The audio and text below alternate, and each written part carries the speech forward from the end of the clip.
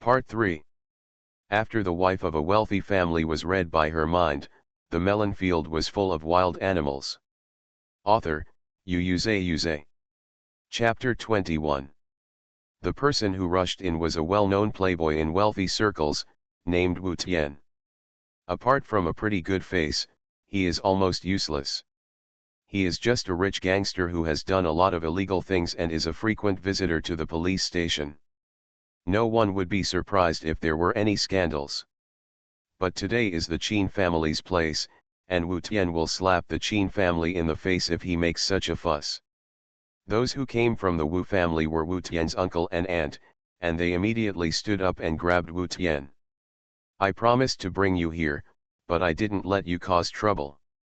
Sorry, my eldest nephew is drunk, we will take him away now."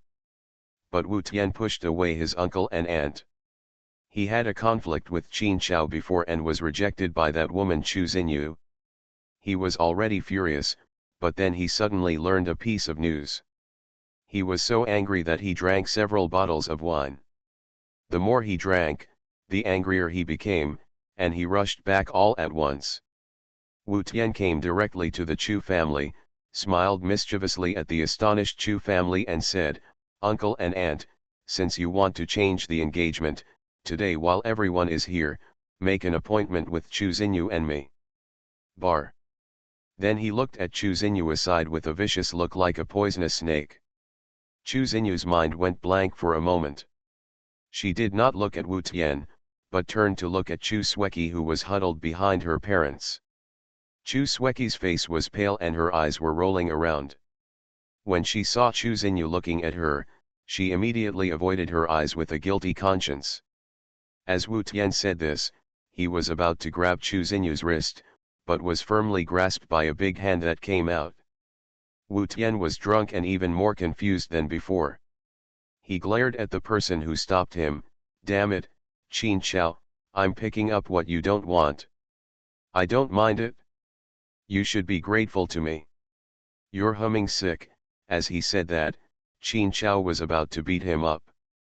He had been holding back a lot of messy emotions, and he was as confused as a trapped animal, but this kid came out looking for a fight, so he punched Wu Tian without hesitation and knocked him to the ground. Qin Chao wanted to fight again, but Chu Xinyu grabbed his wrist. Qin Chao turned around angrily and saw Chu Xinyu's expression was cold, as if she didn't want him to meddle in his own business. Her face was already covered with frost, and she was looking at Wu Tian in a daze. Qin Chao instantly felt a mouthful of blood suffocating in his chest. Although they were very angry at Wu Tian's behavior, the Wu family could not let others beat their children. "What are you doing? Wu Tian is drunk, how can you hit someone?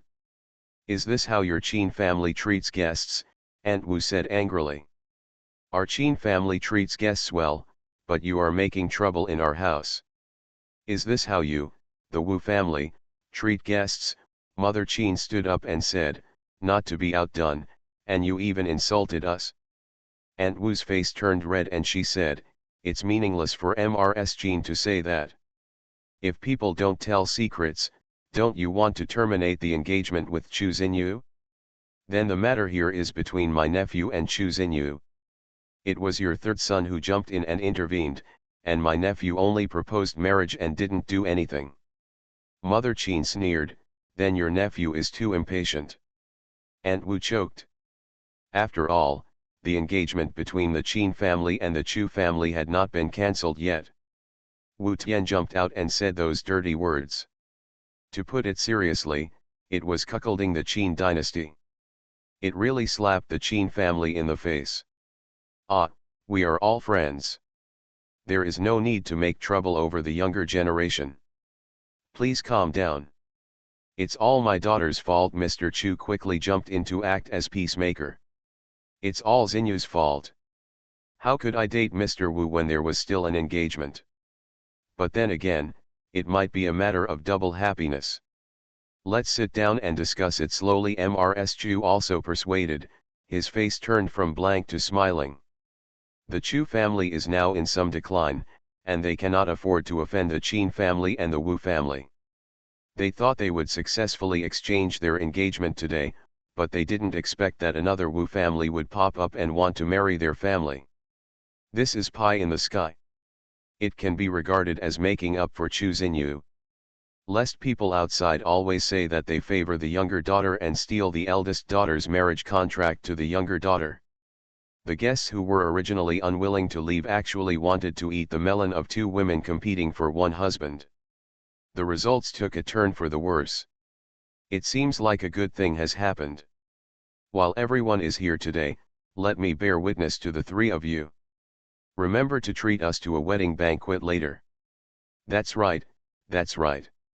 It turns out that you all have your own happiness. You young people really know how to mess with it. But it's all a good match sent by God. The pair of Chu Xinyu and Wu Tian, who have a bad reputation, and the pair of Qin Chao and Chu Sueki, who have a good reputation, seem to be happy, and it is just a pleasure for everyone to witness them. If the marriage of the three companies is really successful, then everyone's business layout may need to be fine-tuned in the future. It is still useful to have first-hand information. Qin Xian stayed away and watched everything, while Ji Fei beside him was about to smoke. What a fool! Got a big melon. This sentence directly distracted the Qin family, but the third child's lifelong affairs still had to be taken care of. The Qin family couple looked at each other and followed the words. Although they would protect their shortcomings, they would not make things more difficult. Now that the scene has become like this, all the guests have stayed to watch the excitement. It is best to resolve this matter on the spot today to avoid spreading rumors and having a bad impact. Qin's father coughed and said, since everyone has heard about it, we won't hide it anymore. The marriage contract was an agreement made by the older generation. Nowadays, young people pay attention to free love.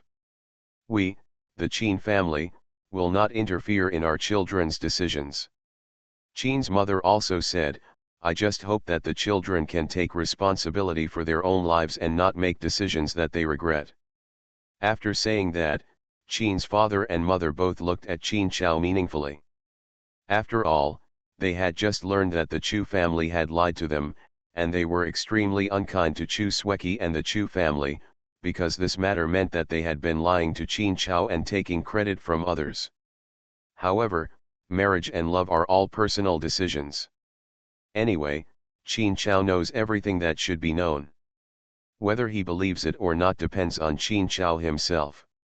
It's just a pity that Xinyu's child is related to Wu Tian. Forget it, they now handed over the stage to Qin Chao, and immediately pricked up their ears to hear what gossip came online from Ji Fei's side. After listening to it for a long time, I was like, hey, oh my god, holy shit, really fake, so scary. Qin family, oh, no, don't be emotional, just tell us how scary it is. Even though it was so exciting, Qin Chao was not diverted. His thoughts were in chaos. The Chu family and his wife stepped forward enthusiastically and said, you Qin family should be more open-minded. Ah Chao, let's talk about it. As he spoke, he pulled Chu Sueki and pushed him towards Qin Chao, completely unaware of how unnatural their daughter's expression was. Qin Chao moved his mouth, wanting to ask who the person who saved him was. But, is it important? Life-saving grace is not the same as love. Maybe taking credit is just because I love him too much. But why is it so difficult for him to speak? Such hesitation caused the scene to become eerily quiet, and the onlookers couldn't help but whisper. Have things changed? Wow, wonderful.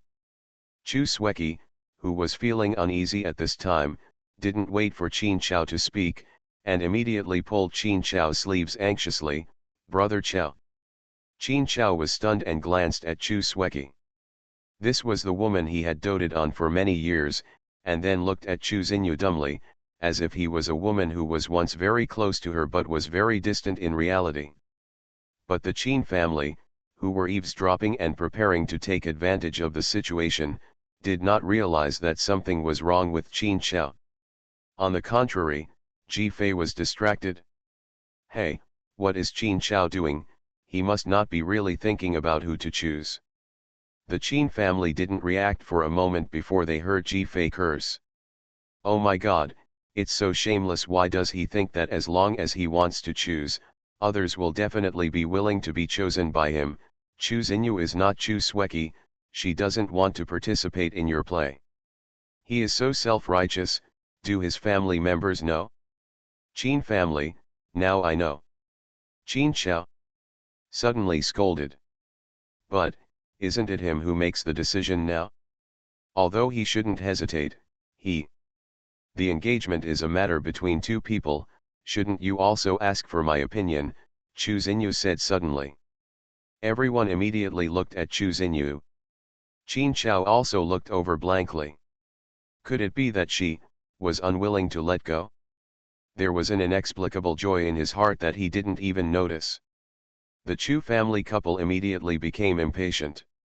Xinyu, don't make trouble, we will help you settle with the Wu family.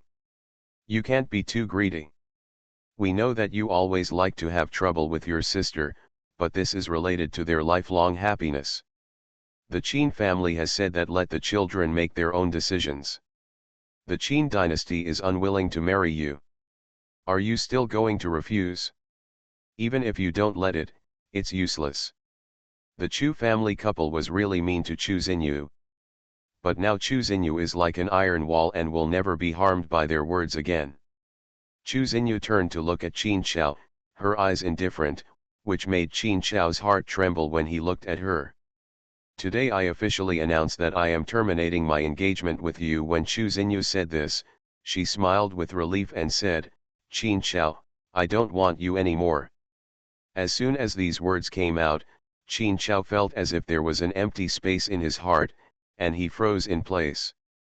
This should have been the scene he had been looking forward to for a long time, but why did it feel like he was in a nightmare? Although everyone in the audience was a little surprised, they didn't think much about it. They thought that Chu Xinyu was really together with Wu Tian, so they readily terminated the engagement. The Chu family couple and Chu Sueki breathed a sigh of relief. The Chu family is also hypocritical. They clearly know Chu Xinyu's intentions and are still pretending they have forced Chu Xinyu to go to Grandma Chu to regret their marriage many times before, but Chu Xinyu gritted her teeth and refused. She gave in to Chu Sueki no matter how often she was robbed of things. The only one she didn't want to give in to was Qin Xiao, and now she gave in. It seems that everything has really been opened up. Qin Xiao, this idiot, picked up the sesame seeds and lost the watermelon. You will cry later. The Qin family members were all surprised when they heard this. Chu Xinyu actually liked the third child. Qin Xiao's lips trembled. Yes, Chu Xinyu liked him, but now she has completely given up. That's right, I have a spare tire, but Chu Xinyu's expression when she said, it's not me, flashed through my mind. Suddenly, someone patted his body. When Qin Xiao came back to his senses, he saw the Chu family looking at him expectantly, as if waiting for him to announce his engagement to Chu Sueki. But Qin Xiao didn't speak. He always felt that something was wrong, and he felt a surge of regret in his heart. But Wu Tian couldn't wait to come over, as if he was in a better mood. He came to Chu Xinyu and said, you finally figured it out. From now on, you are my fiancé. Qin Xiao's eyes flashed, his hands clenched into fists unconsciously, and he looked at Chu Xinyu. Chu Xinyu's eyes were no longer on him. She looked at Wu Tian as if she was looking at a fool and sneered. Who are you? Do I know you? Open your dog eyes and see clearly. I, Chu Xinyu, have never seen you in private. You have been spreading rumors about our relationship in public. I have the right to sue you. This sentence was like a thunderclap, shocking everyone's jaw. Oh, I'm going to be slapped in the face. Eat melons, eat melons. The Qin family, who were still in the dark, made a judgment instinctively when they heard Ji Fei's voice. Well, Chu Xinyu is telling the truth. Alas. What do you mean? Are all those things Wu Tian said lies? The scene in the backyard flashed through Qin Xiao's mind again. Chu Xinyu's desperate eyes at that time. In an instant, Qin Chao felt sweat on his palms. After the wife of a wealthy family was read by her mind, the melon field was full of wild animals. Author, Xuanhuan. Chapter 22. Is this, a little couple having a conflict?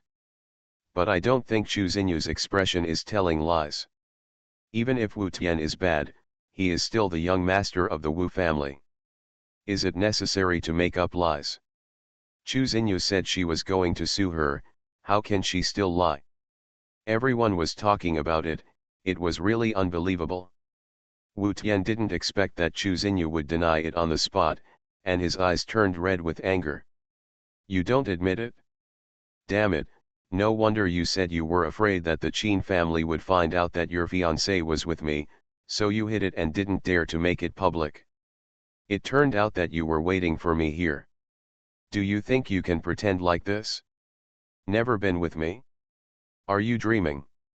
If I give you face now, you better have face, otherwise you will lose face if I tell you everything. Chu Xinyu's expression was calm, but her smile became more mocking. Then if you have the ability to say it, I want to see who the shameless person is. After saying that, he glanced at Chu Sweki and saw that she looked panicked. Wu Tian was furious. Seeing that they were about to quarrel, Mr. Chu was worried that some indecent words would be said, so he quickly pulled Chu Xinyu. What are you making a fuss about? Don't be angry. You don't want your reputation, our Chu family still wants it?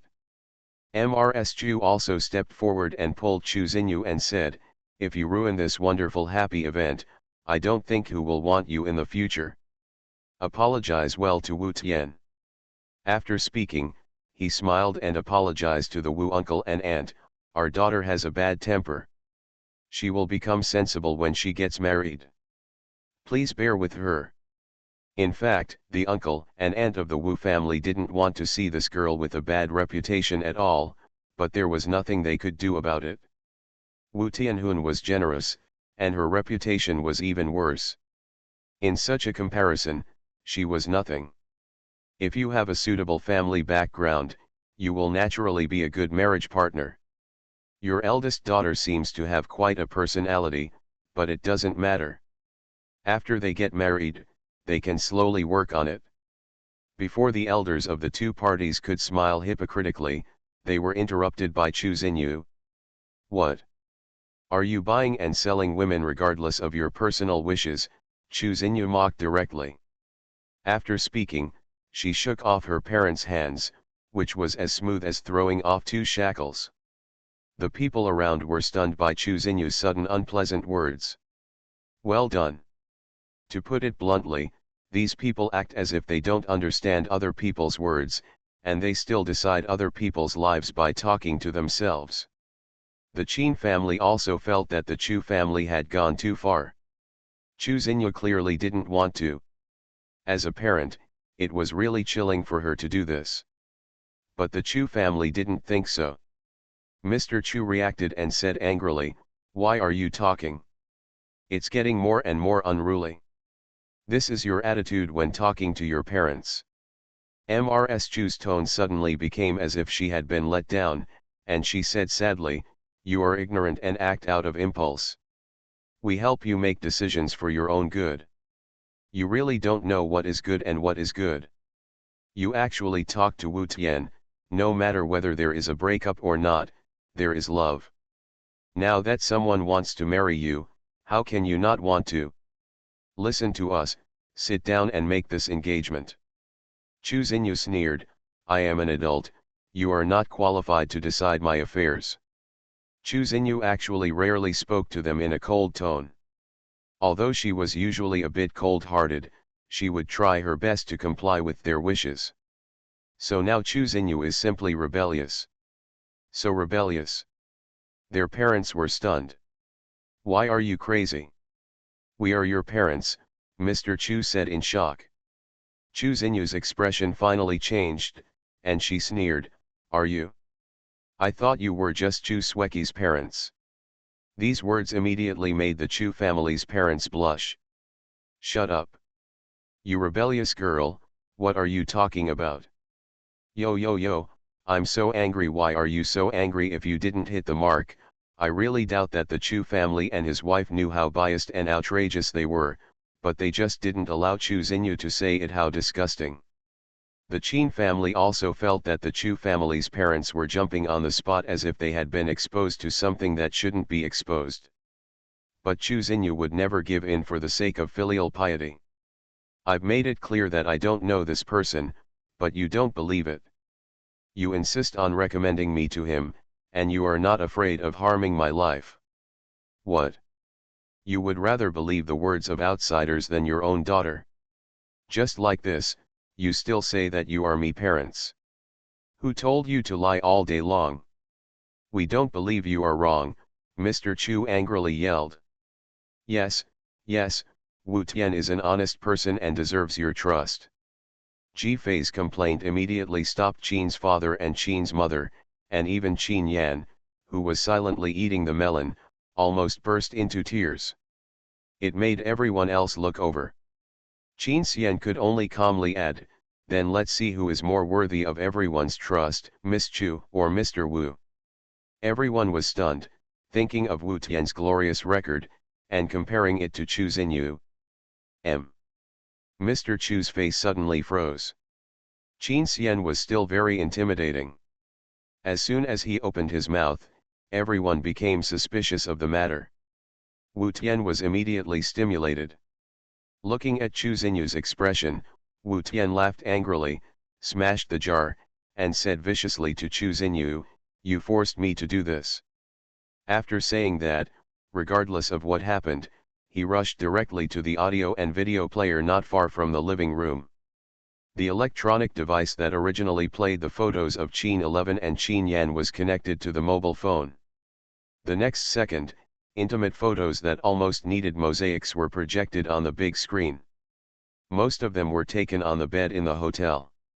The blurred eyes, ambiguous atmosphere, seductive expression, as mature and charming as a vixen. It was impossible to imagine that it came from the expressionless Chu Xinyu. The last photo stopped at a photo of a man and a woman kissing. That beautiful face with half-closed eyes. Everyone exclaimed. This is ironclad evidence. It seems that Wu Tian and Chu Xinyu really dated. Humph, I'm about to sleep with you to death.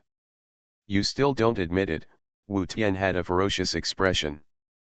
But Chu Xinyu smiled, and smiled so hard. Qin Chao stared at the photo with a sullen face, and a surge of anger rushed to his brain. Because he actually immediately determined that it couldn't be Chu Xinyu who could make such an expression. But who else could it be if not Chu Xinyu? At that second, Qin Chao didn't dare to think further. As a result, Ji Fei's inner voice kept coming in and suppressed all his rebuttals. I didn't expect it. Chu Sueki is really good at playing in private. I questioned her acting skills before I was presumptuous, seeing that she can play the role of a little white flower so well. There is no trace of playfulness at all. She is definitely a movie queen.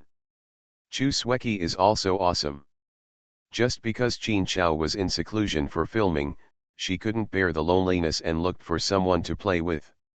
She originally thought that she would find someone who was also good at playing, enjoy a short period of time and then separate decently and keep secrets. Unexpectedly, she was entangled by a rogue. I guess she didn't expect that there would be such a thing today. Look, her face is pale. But looking at the expressions of her parents, they are completely unaware. Oh, I wonder if Wu Tian will reveal a bigger secret later. If it is revealed, the evidence will be so clear. Ji Fei continued to eat melons with gloating. The Qin family heard the half-hearted voice and scratched their heads. What else? Only Qin Chao's world collapsed. Because he did retreat for more than 3 months before and didn't contact Chu Sueki. If it was really Sueki, then it was assumed that Sueki used Chu Xinyu's name to mess around outside and let Chu Xinyu take the blame. How bad would she have to be to do such a thing? At this moment, Qin Chao's worldview seemed to be overturned. What he had always believed were all fake. These are all fake. Chu Xinyu laughed enough and said slowly. Fake? You're not saying that my photo is a synthesis, Xuanhuan, you really are. The photo is real, but the person is fake. Xuanhuan finally fixed her eyes on Xuanhuan and said, that face is not my patent. Master Wu had better distinguish clearly next time he sleeps with someone. Whoever others say is who, you should take it as the real one. Wu Tian was stunned on the spot. Everyone was silent. Isn't this just implying that the cute little princess who was well protected by her family and was as clean as a dust is the woman in the photo? Not to mention everyone, even Wu Tian glanced over and questioned it at the first time. And the Chu couple were crazy. You are listening to Novels at Bless Up channel. Wish you happiness and luck. Please subscribe to receive new novels. How do you feel about this novel? Please like and leave a comment. After The Wife of a Wealthy Family was read by her mind, the melon field was full of wild animals. Author, Yuze. Chapter 23. Rebellious girl, what are you hinting at? You're crazy, Mr. Chu was furious. He rushed forward and raised his hand to slap her. But Xuanhuan dodged sideways, and Mr. Chu almost fell out because of excessive force. When the staggering Mr. Chu stood firm, he raised his hand and pointed at Xuanhuan, his hand trembling with anger. She is your sister. How can you cause trouble yourself and throw dirty water on your sister? Ms. Chu couldn't believe it, and hugged Xuanhuan tightly, as if she was afraid that Xuanhuan would hurt her baby daughter. Tisk tisk tisk, partiality, to partiality. When those indecent photos appeared, the Chu couple just looked at Xuanhuan with disgust, and secretly blamed her for not listening to her parents and asking for trouble as a result. After it was said that it was Xuanhuan, the reaction of these parents, it was the reaction of normal biological parents. If it wasn't the same face, I really doubted whether Xuanhuan was their biological child. The Qin family members also shook their heads after listening to Jifei's voice. The difference in treatment between the Chu family and the couple was too obvious. One was just like an eyeball, and the other was like a fisheye. How could there be such parents?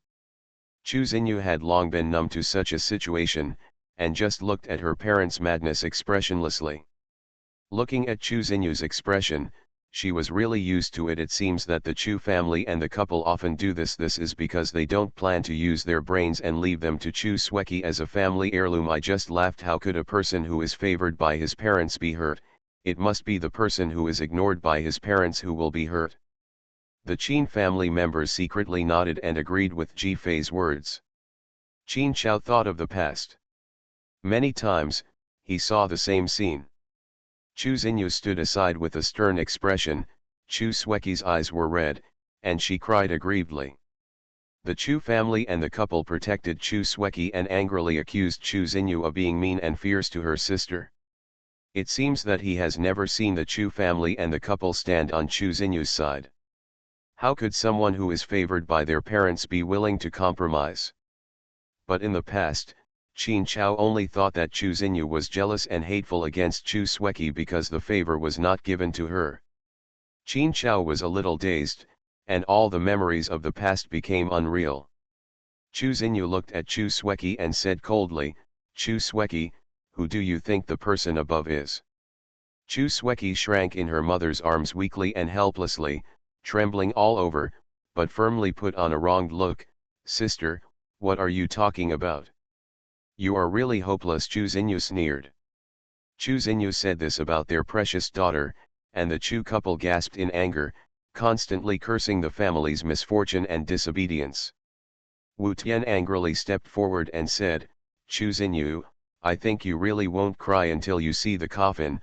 Okay, then I will make you give up. He sneered and finally clicked on the phone again. The intimate photos on the projection disappeared, replaced by various photos of entering and leaving the hospital. The photos kept changing, and finally stopped on a consent form for abortion. Name, Xuanhuan. You are pregnant with my child. But you aborted it without telling me. Xuanhuan, you owe me, so you can't escape today. Xuanhuan couldn't help but open her eyes wide, and then looked at Chu Sweki in disbelief. Chu Sweki was already trembling all over, and it was obviously a fear of having her secret exposed, but she quickly calmed down. Qin Xiao's face turned pale to a new level. He stared at the list. No matter who he imagined got pregnant and had an abortion, his world was shocked. Finally it was exposed. Ji Fei almost laughed out loud. The Qin family also understood that this was the big melon that Ji Fei said, and, indeed, it was evidence. It depends on whether some people dare to verify it. The discussion in the audience also overshadowed Chu Sweki's flash of guilt. Alas, I seem to know this. She is my college senior. There were rumors that she had a messy relationship with men and women. There were also photos of her having an abortion on the campus website. When everyone heard this, their hearts were instantly biased. So it seems to be true? I didn't expect her to be so stubborn and not admit it. If you ask me, what's wrong with marrying Wu Tian? He almost had a child. Didn't you say she had a messy relationship? Maybe there is more than one. Wu Tian thought he had one and wanted to grab Chu Xinyu's arm proudly. Chu Xinyu took a step back, turned her head and looked at the person who said she was her junior, and said, "You should know that if the post is a rumor, our school forum will delete it. Why don't you say this? Those posts have been deleted long ago, and the posters have been banned." The young master choked and lowered his head in embarrassment. "Why else," he pursued, and you rejected it. Men are like this. If they can't get you, they want to find an opportunity to destroy you. He is the one who jumps around the most under those posts. He is just a jumping clown." Ji Fei complained, and the Qin family looked over to confirm which family it was. Such a person with no taste should not be associated with in the future. Qin Xiao also looked over instinctively, remembering that face, and his eyes flashed fiercely. The young master suddenly felt like a thorn in his back. Chu Xinyu was too lazy to care about such people, but still said to Wu Tian calmly, "I still say the same thing. How do you prove that it is me, with the same face, reporting my name? It is also a simple operation, right? It's like this, you still don't admit it." Wu Tian was so angry that he laughed. Even more angry than Wu Tian were the Chu couple. "You've been pregnant, and you did such a dirty thing, and you're still pushing it on your sister." Mr. Chu was furious. "What a sin! How could I give birth to such a shameless daughter like you? Chu Xinyu, if you're still stubborn, we'll just pretend that we don't have a daughter like you," Mrs. Chu warned with great pain. As if this could force her rebellious daughter back and stop her from going crazy.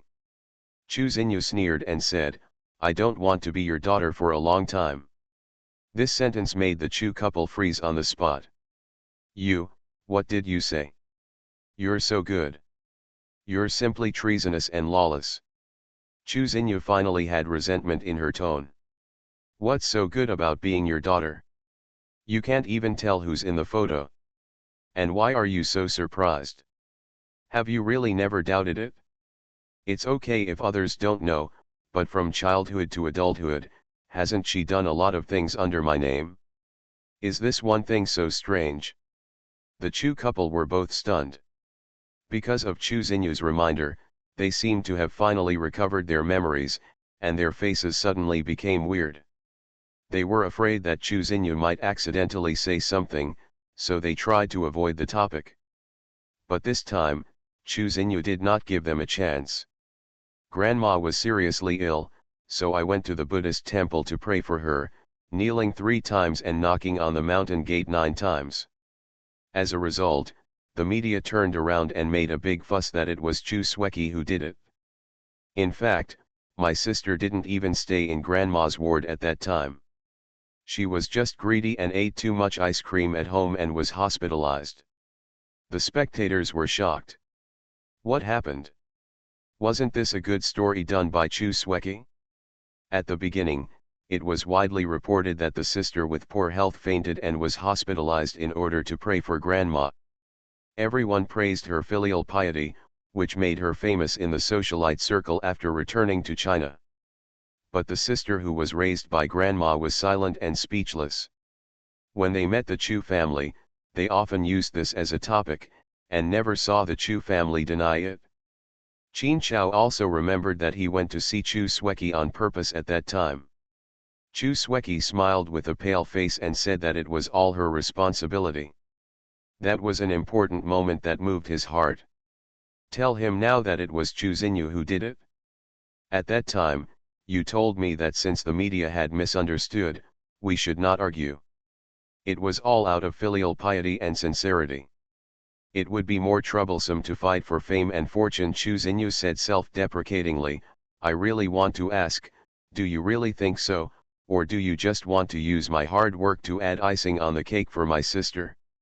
You obviously don't want her to suffer a little, but you want her to have a good reputation. The Chu couple's face turned green, and Chu Sueki's eyes widened, as if she couldn't believe that Chu Xinyu would bring up the past. What nonsense, it's all for your grandma, it doesn't matter if the two sisters do it. Your sister is not in good health. If she is good, can she not do it? You just went because you are in good health. Mr. Chu was immediately embarrassed and angry. So you care so much, you also prayed for your grandma for show. Ms. Chu also raised her voice immediately. Damn, can you say such a perverse logic?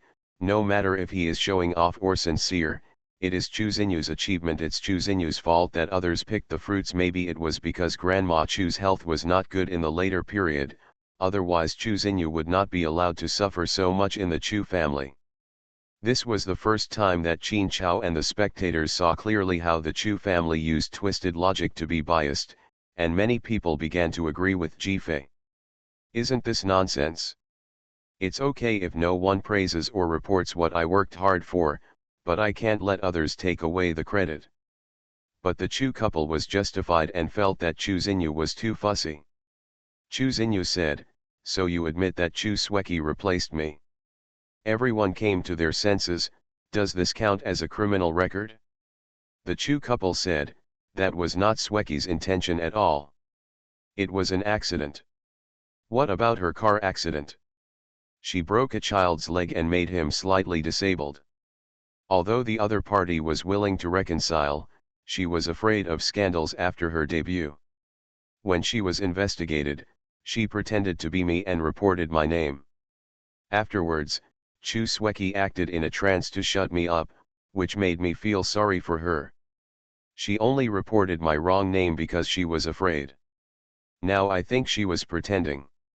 And you didn't say anything, just told me not to let it slip outside. You said you would arrange the follow-up of the child, but you forgot it, and Chu Sueki forgot it too. The child's parents came to me directly, and I solved it in the end. Everyone was in an uproar again. This incident was also one of the bad rumors about Chu Xinyu. Was it also a replacement? Qin Chao's face changed instantly. Because of that incident, he publicly accused Chu Xinyu. The car accident might be an accident, but not making good follow-up compensation is a character problem. That was the key point when he began to hate Chu Xinyu. At that time, Chu Xinyu seemed to want to say something, but he was pulled away by Chu Sueki. He just saw Chu Xinyu's eyes turn red before he left. Qin Chao gritted his teeth fiercely. Is this also fake? No. Sister, why do you want to? Chu Sueki finally panicked and began to sob. When the Chu family saw Chu Sueki like this, they were worried that their daughter could not bear it, so they immediately wanted to force Chu Xinyu to change her words. As a result, Chu Xinyu said directly, do you need me to produce evidence? I attended an academic exchange meeting that day. The Chu family couple was speechless and looked at the desperate Chu Xinyu in shock. Chu Sueki didn't expect Chu Xinyu to be able to do this. Didn't she keep her mouth shut before? No matter how she bullied, Chu Xinyu would give in the end, because the most important thing for Chu Xinyu was her parents' approval and her sister's dependence. But now Chu Xinyu seemed to have given up on him. Was he determined to expose everything, regardless of her life or death? Without waiting for Chu Sweki to panic, Chu Xinyu exhaled, as if she wanted to clear all the shackles on her body. I went to represent the Chu family in disaster relief and charity, and your name was marked.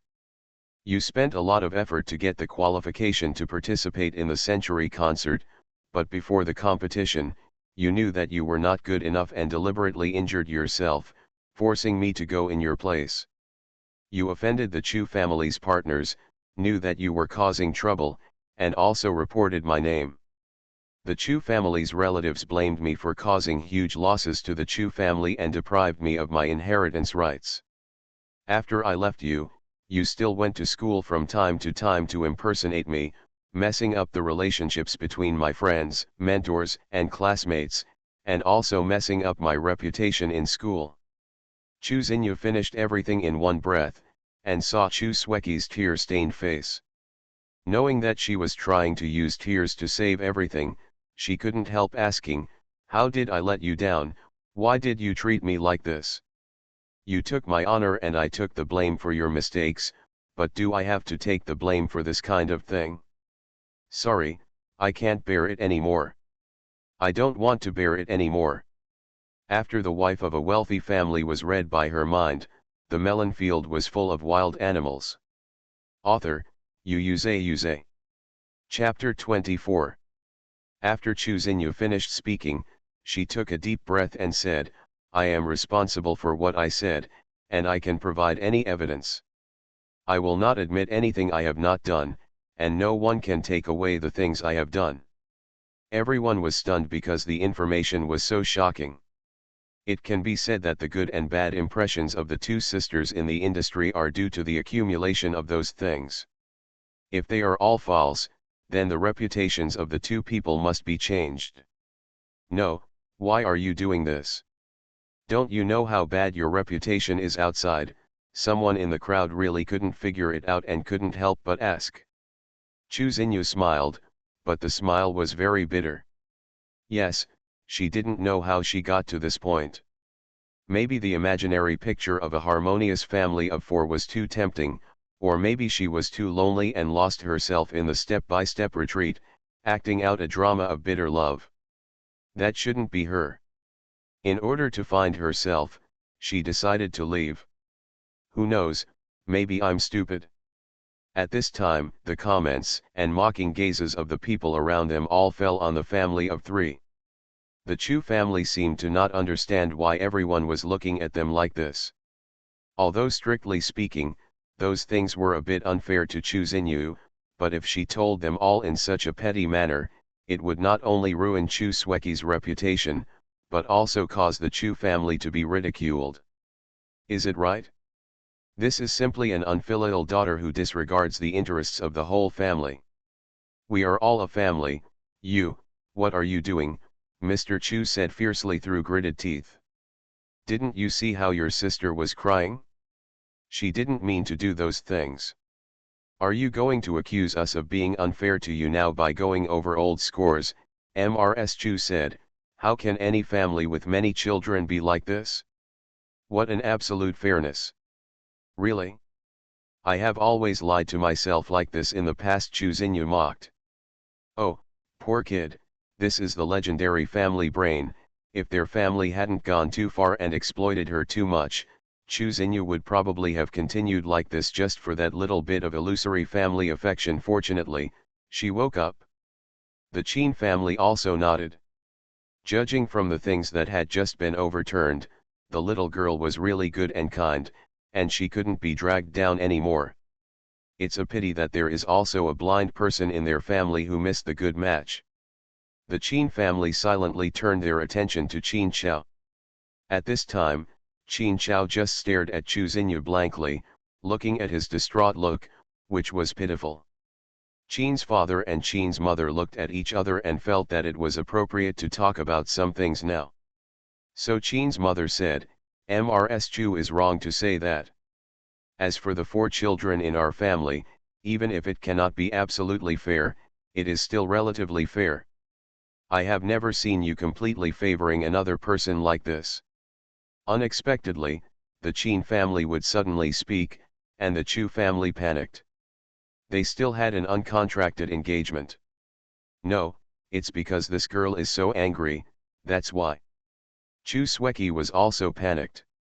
While crying, she looked at Qin Chao and said, "Brother Chao, do you also think I am a bad person?" "I'm not. I can explain those things. I really didn't expect my sister to care so much. I know everything. It's my fault, it's all my fault, but I didn't mean it." "Then let me ask you, was it really you who saved me in the first place?" Qin Chao didn't wait for Qin's mother to say anything before he spoke. When he said this, the Chu family was stunned for a moment. How could he talk about this matter so well? The onlookers were delighted. After all, the original idea of the candidate for exchanging engagements came from this life-saving grace. Chu Xinyu, who was originally cold-hearted, looked at the Chu family in shock at this moment. This is something even she doesn't know. Because of that life-saving kindness, Chu Xinyu couldn't even defend her marriage contract. She was obviously never someone who dared not face her feelings, but she was struggling because of it.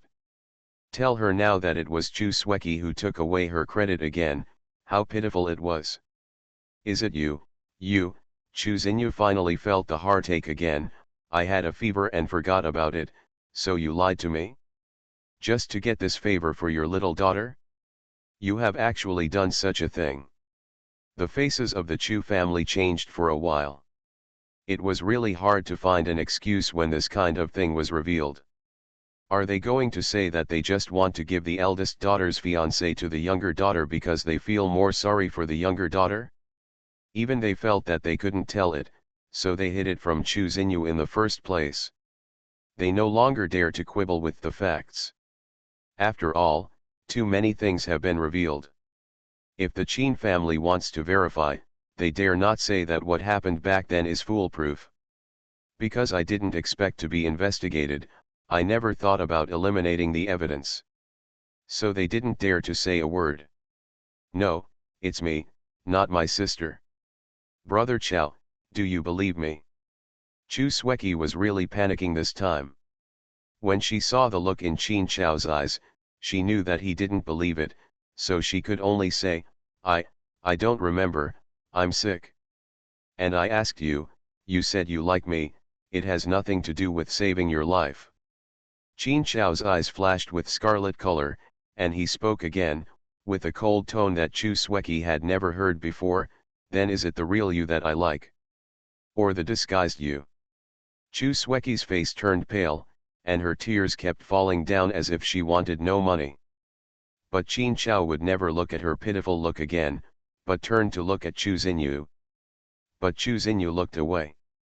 Everything was over. Even if she knew the original truth, it would be meaningless to Chu Xinyu. It would only make her more disappointed with those three people. Looking at Chu Xinyu's averted gaze, Qin Chao felt as if something had stabbed him in the heart. It seems like he really lost something important. "What are you doing now? Can anyone give me an answer? Who is the person who has been following me for 3 months and aborted my child?" Wu Tian's brain exploded, and he pointed at the Chu family angrily. "You, the Chu family, must give me an explanation, whether it's my sister or my sister. I can't be fooled like this." Before the Chu family came to their senses, Chu Xinyu looked at Wu Tiandao. "I have said so much, but you still can't judge." Wu Tian's gaze shifted from Chu Xinyu to Chu Sueki, and he suddenly raised his hand to grab Chu Sueki. "Is it you? Is it? From May to July this year, you were with me almost every night. If it wasn't you, where were you all those nights?" Chu Sueki was so frightened that she immediately hid behind her parents. "It's not me, it's definitely not me. I'm at home, and I'm always at home." The Chu family couple's faces were pale and their eyes were constantly changing. Finally, the two of them looked at each other, glanced at Chu Xinyu, and secretly gritted their teeth. Ignoring past events, this matter is definitely not Xueqi's. She was at home during those times, and we, the couple, can testify, Mr. Chu suddenly said. Mrs. Chu nodded and added, "During that time, Xinyu was not at home, and we don't know where she went. As soon as these words came out, Wu Tian looked at Chu Xinyu suspiciously. Everyone was confused. After all, they would never have thought that at this point, there would be parents who would harm one daughter for the sake of another. Chu Xinyu looked at her parents with eyes so cold that she almost froze to death. For her, "You are not willing to give false testimony," Chu Xinyu said in disbelief. "What kind of perjury? What dissatisfaction do you have against us? Are you willing to ruin your sister's reputation?" Mr. Chu warned. "Your reputation is not good, and you want to drag your sister to the same fate." "Who does my bad reputation come from?" Chu Xinyu said amusedly. Mr. Chu choked. But he still looked at Chu Xinyu angrily, because in his opinion, if Chu Xinyu had not made a fuss and agreed to the engagement, they would not have produced such embarrassing evidence, which would have really brought shame to the Chu family. If the current Chu Xueki were to admit everything, wouldn't it completely ruin Xueki's reputation? Chu Xinyu caused all this, and she should bear the consequences. Those things we did before were indeed inappropriate, but your sister is innocent. She was so well protected by us that she didn't understand anything at all. Moreover, your sister was in poor health since she was a child. It was also your fault that you sucked her away. Nutrition, you already owe her. Mrs. Chu also hinted fiercely. Chu Xinyu smiled and said, "I understand. You all knew that I went to the mountains to do research during that time and couldn't prove it to myself, so you thought of giving Chu Xueki perjury. You think you can do this to her, the scandal was blamed on me? So you have determined that she is the one who is with Wu Tian. She used my name all the time when she did this kind of thing. Why did she do this? You don't care, but you still want me to take the blame for her after the incident." Facing Chu Xinyu's questioning, the eyes of the Chu family and his wife flickered. Chu Xinyu could still find excuses to lie to herself about the past events, and the whole family pretended to be peaceful. But this time, the parents went out of their way to protect Chu Xueki and backstab her without any disguise or excuse. This is all really cruel. Chu Xinyu was like a person walking alone in the snowy weather. Chu Xueki was still well protected by her parents, showing only resentful eyes and an ungrateful face. As the saying goes, if parents are immoral, their children will be at odds. No wonder Chu Xueki can hurt others so confidently. It is all the fault of these weird parents. They really just want to leave it to their younger daughter. Even if they take it from their eldest daughter, it doesn't matter. If you don't keep him by your side, you won't have any feelings, so you can take whatever you want without fear of getting hurt. Do you think Chu Xinyu is healthy and it doesn't matter how you treat her? Why do parents like the Chu family exist who are partial to everything? Hearing Ji Fei's doubts, Qin Xian was not surprised. From an economic perspective, this is a matter of sunk costs. Because the Chu family and his wife put too much effort into Chu Xueki, and Chu Xinyu was like an unfamiliar relative to them.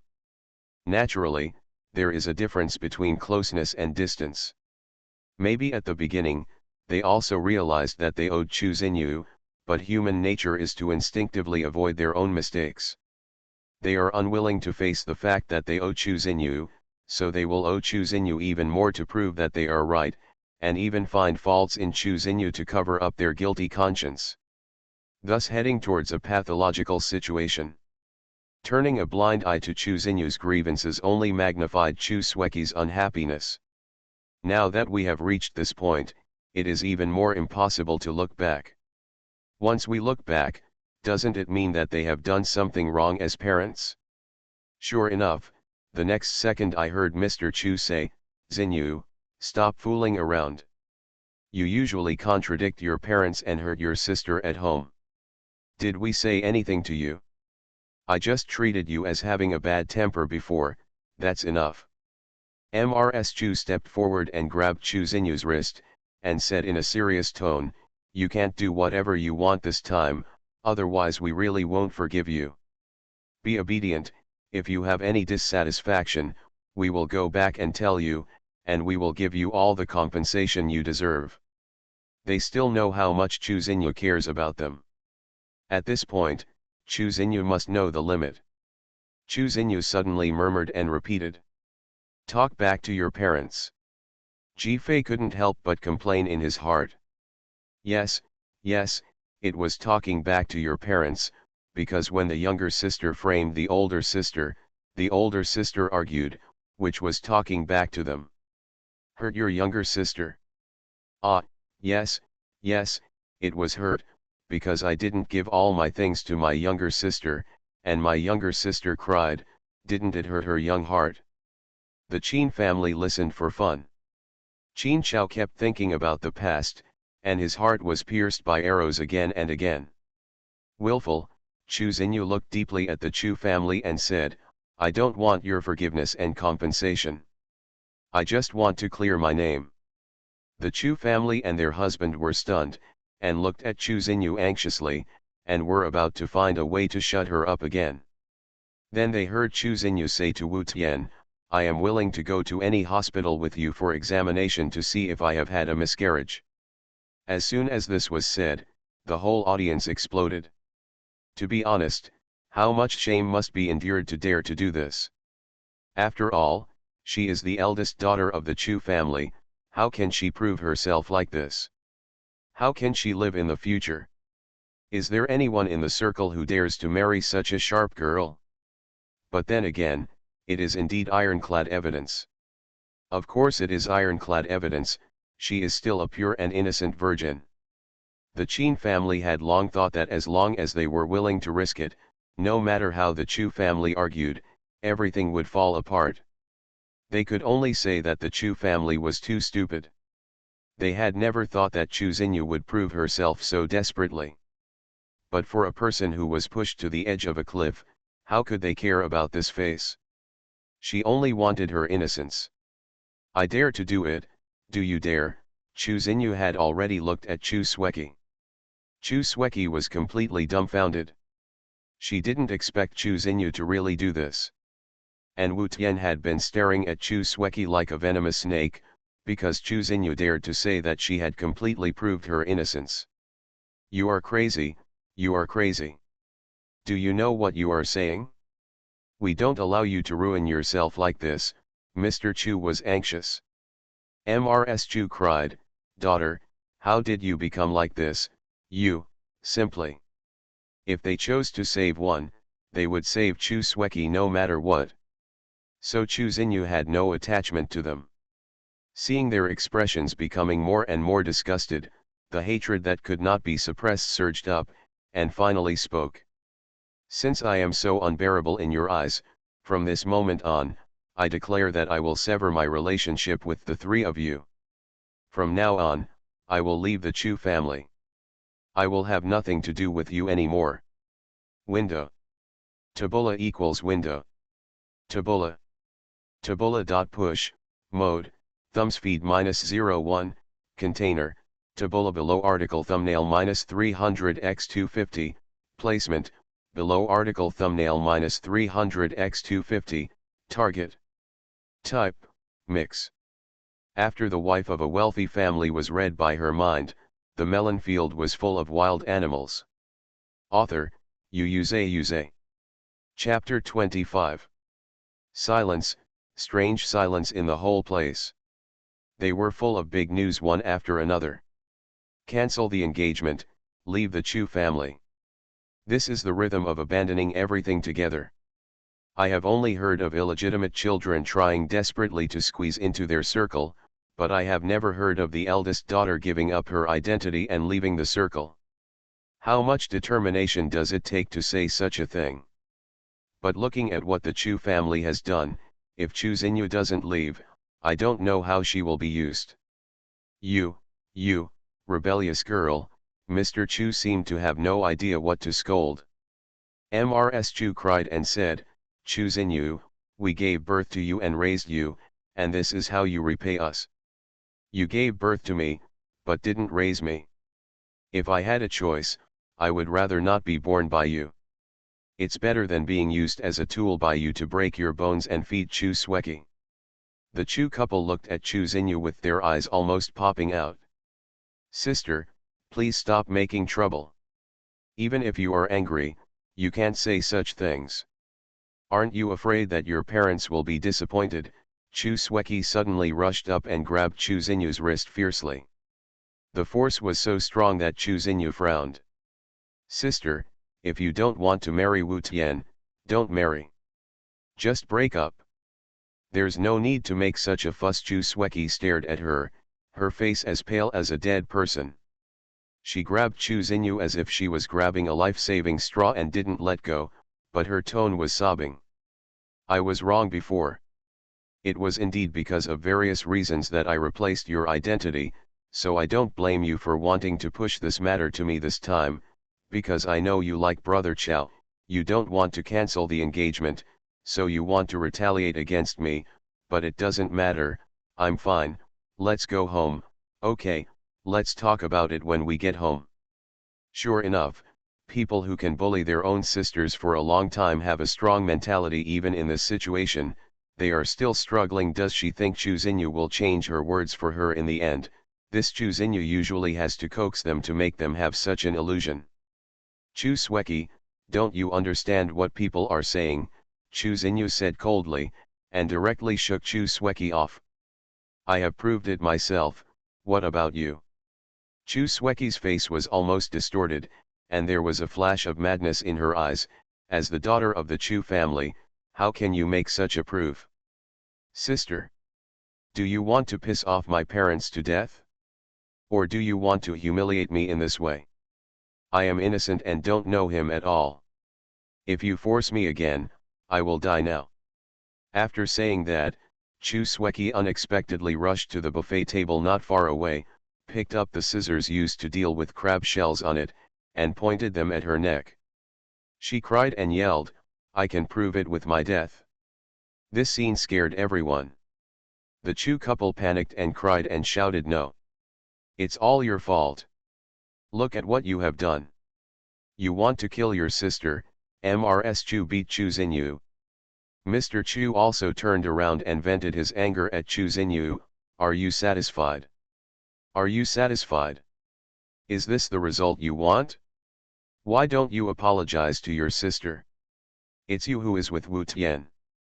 You still don't admit it? Do you really want to watch your sister die? Chu Xinyu stared at Chu Sweki in a daze. The expression on her face was indescribable. In the end, she seemed to be crying and laughing. It's always like this. It's obvious that she has suffered the harm and grievances. As long as Chu Sweki cries and makes a fuss, she can pretend that nothing happened, and she will be framed as unjust, as if she is wrong. Why does she have to endure all this? Can she never get rid of it? At this moment, Chu Xinyu was really suffocated. Suffocated to the point that she didn't want to say a word. Everyone just thought that she was also frightened by her sister's behavior. Everyone also retreated in an uproar. The Qin family looked unhappy. As a result, the next second, the expression was shocked. Without waiting for everyone to react, a figure flashed behind Chu Sweki, and a tray was slapped from left to right with a bang. Chu Sweki's head was shot out of shadow in an instant, and she staggered and fell, and the scissors in her hand flew out of her hand. Everyone opened their mouths and looked at the woman who suddenly appeared. Qin family, when did Fei go there? Ji Fei put down the vibrating tray. Fortunately, I saw her trick in advance. She wanted to use suicide to shirk the blame, and wanted to morally blackmail Chu Xinyu. By the way, it's a beautiful thought. It's rare for the little sister to walk out of her own life, so she can't be destroyed by such a selfish demon. In this case, if Chu Sweki hurts herself, Chu Xinyu will bear the infamy in this life.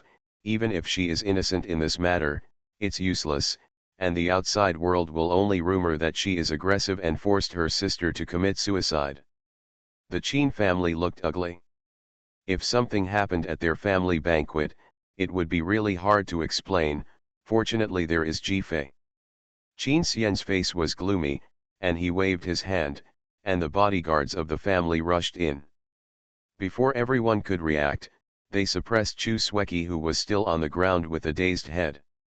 What are you doing? The Chu couple was anxious. Qin Xian said coldly, your daughter has suicidal tendencies and is mentally unstable. For her safety, before you leave the Qin family, we have the obligation to restrict her behavior to prevent her from accidentally hurting guests.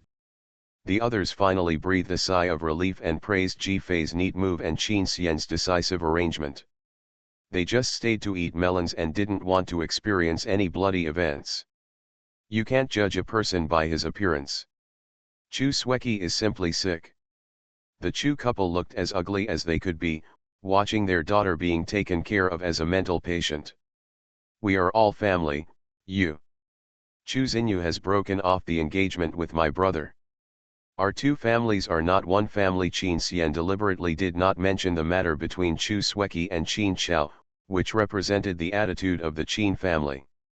The Chu couple almost couldn't stand. They refused to admit it just now because they were afraid that Chu Sueki would be entangled by that unlearned guy and lose Qin Xiao, the golden son-in-law. But the current situation seems to be irreparable. Brother Xiao, save me. Chu Sueki recovered, and she cried and struggled in pain and helplessness. But Qin Xiao did not look at her, but looked at Chu Xinyu beside her. Because Chu Xinyu was a little strange, she lowered her head and looked at the scissors that had just been thrown to her feet, motionless, and the air pressure in her body was terribly low. Wu Tian rushed over and grabbed Chu Sueki's chin. Is it you who is with me? Let go of our daughter. Mr. Chu rushed over and pushed Wu Tian away, angrily saying, Wu family, you don't care about it? Haha, no matter what our Wu Tian is like, he will not pretend to be someone else to deceive feelings, and he will still seek death after being exposed, so we don't need to care about it. It is your Chu family who should take care of the children. The Chu couple's faces turned red instantly. Wu Tian smiled and said, Wu Tian, can't be fooled like this. You don't admit it, right? I have more explosive photos here. I will release them now. I don't believe that every inch of your twins is exactly the same. This immediately shocked everyone. They actually took that kind of photos and released them. How can they live in the future? Seeing that Wu Tian was about to take out his mobile phone, Chu Sueki finally lost control and yelled, You are lying, you didn't take any photos at all. But Chu Xinyu on the other side had no reaction. The contrast is obvious. At this moment, everyone's eyes were burning towards Chu Sueki. Chu Sueki reacted, and all the expressions on her face were empty. The Chu family couple looked pale. Yes, I didn't, I lied to you, Chu Sueki. Now, let's see how you can quibble. Wu Tian grinned, then turned to Chu Xinyu and said, Sorry, I was also deceived by your sister who lied all the time before, so I troubled you. I apologize to you, this can't be blamed on me, who made you look the same. Chu Xinyu's lips trembled slightly, without responding, and there was no joy after being cleared of suspicion. Chu Xinyu, a little depressed, this is stimulated. Qin Xiao was shocked, depressed, Chu Xinyu has been tossed sick by the Chu family. It's not me, Chu Sueki started to yell, Brother Xiao, don't look at her, look at me, I was wronged, I didn't let you down. Mom and Dad, prove it to me. Prove it's my sister, not me. Even if the Chu family was partial and protective, they knew it was irreversible at this point. But Chu Sueki was unwilling to accept this sudden change.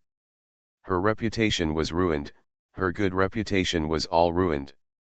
Finally, she couldn't hide her true face and yelled at Chu Xinyu, admit that it's you. No matter what I robbed you before, didn't you accept it obediently? Chu Xinyu looked at Chu Sueki and said, Why? Why? Because you owe me. Because of you, I am so weak and sick. You don't know the pain of living in the ward, taking medicine and surgery since childhood, fighting death every day. These are all caused by you. If I am healthy, I can live better than you, so you should bear the pain of my bad life. You were born to be stepped on by me and give everything for me. As soon as these words came out, everyone present was silent. They looked at Chu Xinyu with sympathy and swept Chu Sueki with disgust. But in the end, their eyes were fixed on the Chu couple. When Mrs. Chu mentioned it before, everyone just thought it was an excuse to persuade Chu Xinyu to make Chu Xinyu feel a little guilty and give in. But they didn't expect that even Chu Sueki had such a weird idea. At this moment, it seems that they can imagine that they accidentally complained to the uncomfortable little girl in front of the bed that the reason why she was so uncomfortable was because her twin sister absorbed more nutrients. They blamed their misfortunes on another innocent child, so that the sick one could have a target of resentment. As the saying goes, if parents are immoral, their children will not get along. At this time, the Chu couple looked at Chu Sueki in shock. They felt that the facts were one thing, but in their hearts, Chu Sueki was simple and cute. Even if she was childish and did something wrong, it was just a small problem caused by being sick since childhood and the different environment. She could not be blamed. But Chu Sueki's sudden outburst exposed her evil heart, which shattered the illusions of the Chu couple. Heh, no wonder you always seemed to help me speak before, but actually added fuel to the fire, or you made up stories to ruin my reputation, framed me, and hurt me. It turns out that you hate me, and you blame all your misfortunes on me, Chu Xinyu murmured. It's not just a matter of competing for her parents' love. Chu Sueki really hates her and wants to torture her and destroy her. She may not even love Qin Chao at all. She just wants to snatch the person Chu Xinyu likes away. The color on Chu Sueki's face gradually faded, and she was trembling with fear, but she refused to give in. It's your fault. You have the same face as me. This is what God meant. Because you owe me, it's easier for you to repay me like this. Chu Sueki looked at the identical face and said in a trance, it doesn't matter if you don't admit it now. There will be more in the future. Don't even think about getting rid of me. Psychopath. Ji Fei's voice represents the voice of everyone now. I don't know how the Chu family raised such a sick person. But the next second, Chu Xinyu trembled and said, no, don't think about replacing me again. Perhaps she was tortured by such things. Chu Xinyu actually picked up the scissors on the ground and cut her face. Everyone exclaimed. I saw a figure flashing quickly and stretched out his hand to block the scissors. Everyone looked at everything in shock. It turned out that Qin Chao saved Chu Xinyu, otherwise, Chu Xinyu would have at least a scar on her face after the scissors. In fact, it was not that Qin Chao was fast, but when Chu Xinyu acted, Ji Fei saw the information and exclaimed, so Qin Chao could act first. Chu Xinyu didn't expect to be stopped by someone. She looked at Qin Chao blankly, watching his palm holding the scissors seemed to be bleeding. Chu Xinyu said coldly, let go. I don't want to clean up her mess anymore. I don't want her to steal my things or take the blame for me anymore. I've had enough. I want to be completely separated from her. You are listening to Novels at Bless Up channel. Wish you happiness and luck. Please subscribe to receive new novels. How do you feel about this novel? Please like and leave a comment. After the wife of a wealthy family was read by her mind, the melon field was full of wild animals. Author, Xuanhuan. Chapter 26. Ah, little sister, you have to make a distinction. You are destroying the face of the guy who caused trouble. What are you destroying yourself for? Ji Fei complained excitedly, and the Qin family couldn't help but think, shouldn't the person who should be injured be the one who hurt others? But we can't really let Chu Xinyu hurt others. Such a clean and kind person has finally cleaned himself up and shouldn't be forced to reveal such a stain. The Chu family couple stared at Chu Xinyu blankly, in a daze, and almost couldn't stand still. It is estimated that their hearts can no longer bear all the changes today. But Chu Sueki just stared at Chu Xinyu and Qin Chao, who were standing together with bloodshot eyes. Chu Xinyu is still confronting Qin Chao. She had no choice. No matter how she changed her appearance, Chu Sweki would always find a way to look the same as her. She really had no choice. Qin Chao felt his heart aching when he saw Chu Xinyu's almost collapsed expression. You are determined to leave everything behind, so why are you hurting yourself for irrelevant people, Qin Kaidao? If you want to leave them, aren't you just planning to take good care of yourself? Then what are you doing now? Wow, the third child finally speaks human language, is separated from the little white flower, and his IQ is online again? Qin Chao ignored Ji Fei's complaints and instead looked to his family members for help. He knew that Chu Xinyu would not listen to whatever advice he was trying to give now. After all, he was standing on the opposite side of her just now. Ji Fei stepped forward and patted Chu Xinyu on the shoulder and said, "You have done a good job. Don't punish yourself because of other people's mistakes." "Yes, girl, it's not worth it." Qin's mother quickly stepped forward to persuade her, and Qin Yan also came up to help hold Chu Xinyu. "Zioxi told me just now that you are so beautiful and that it belongs to you. I think everyone here will be able to tell you apart in the future, and the situation like before will never happen again," Qin's father said solemnly. When Chu Xinyu saw the Qin family members surrounding her, she could feel real warmth, and her eyes immediately turned red. Others finally couldn't bear it anymore and tried to persuade him. "It's clear. It's very clear now. Even if there is any real or fake incident in the future, everyone will distinguish it. We didn't understand it before, but now we are not fools." Qin Chao took the opportunity to snatch away the scissors and throw them away. Chu Xinyu took a deep breath and said, "Thank you, I was impulsive." In fact, Chu Xinyu was just a little depressed and would lose control when stimulated. If she calmed down, she would not do such stupid things again. Chu Xinyu looked at the three people and said, "I've said what needs to be said, it's over." "Daughter, you." Mrs. Chu shouted uneasily. Chu Xinyu said coldly, "I told you that I am not your daughter anymore." "Okay, stop talking." Mr. Chu frowned. Chu Xinyu felt sick to her stomach when she saw that they still looked like daughters are ignorant. No matter what she said to them, they never seemed to understand. They thought that severing the relationship was just an angry word, but they didn't understand that Chu Xinyu's feelings for them had been worn away by these years of partiality, and it was not a momentary emotion at all. "Don't contact me again in the future, and I don't want to see you. If you insist on forcing me to be your daughter, then sue me. I will give you as much alimony as you should pay each month according to the court's ruling. Nothing else." Speaking in such detail, it is obvious that he has thought it through very thoroughly. The Chu family couple looked at Chu Xinyu in disbelief, probably understanding that she really planned to do this. At this moment, they panicked and could no longer feel confident. They felt as if they had lost all their strength.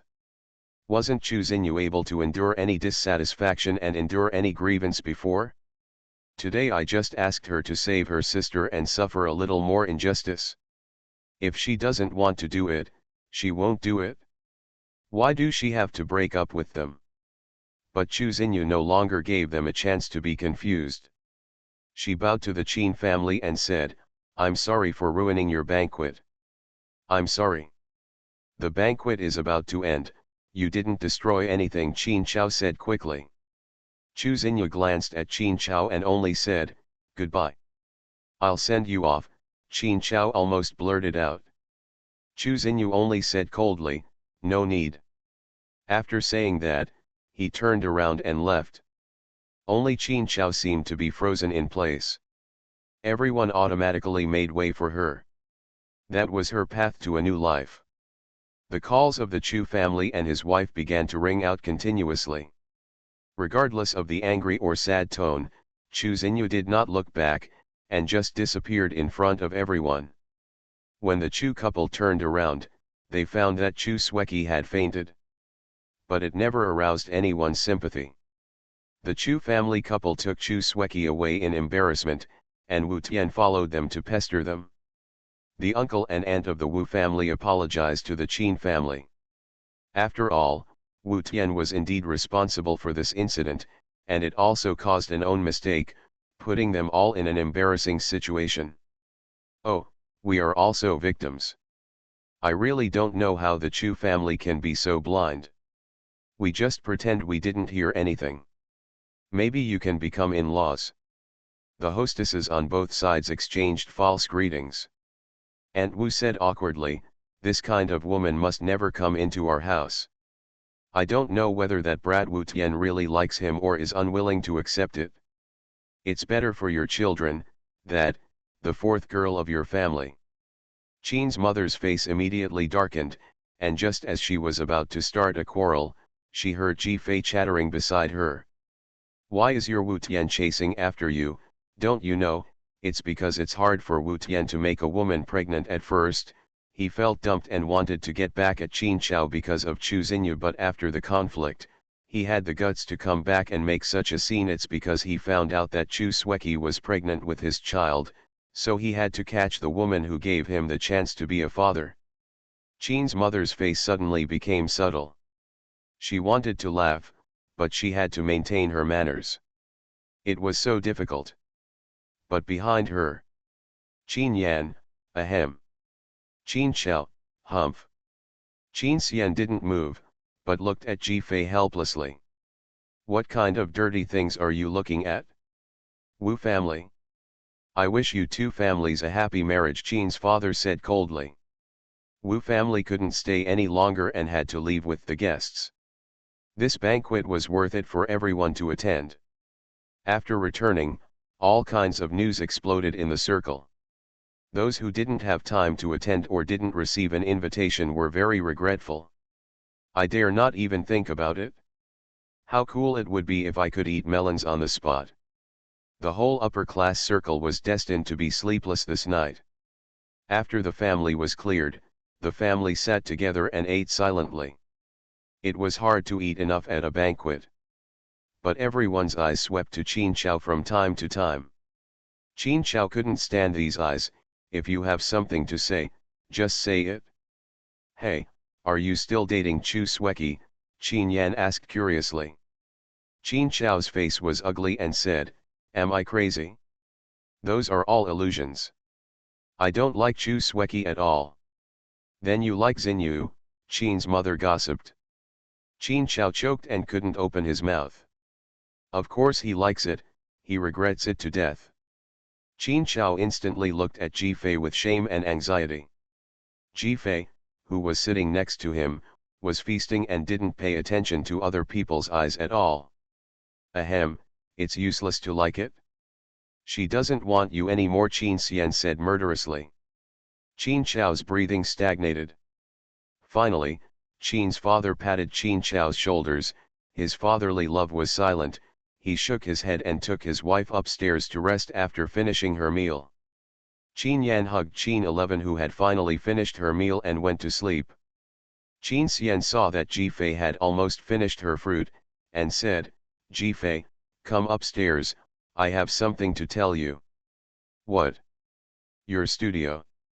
Making money." After all, Qin Chao was the only one left in the lively restaurant. Qin Chao leaned on the sofa, in a daze, and suddenly his cell phone rang. Qin Chao went to answer it and found that it was his younger sister. After the call was connected, his younger sister's surprised voice came, "Third brother, what's going on? Is the rumor in the circle true? Did you cancel your engagement with Sister Xinyu? And you got the wrong person, so Sister Sueki is really a bad person? No wonder I always like Sister Xinyu more."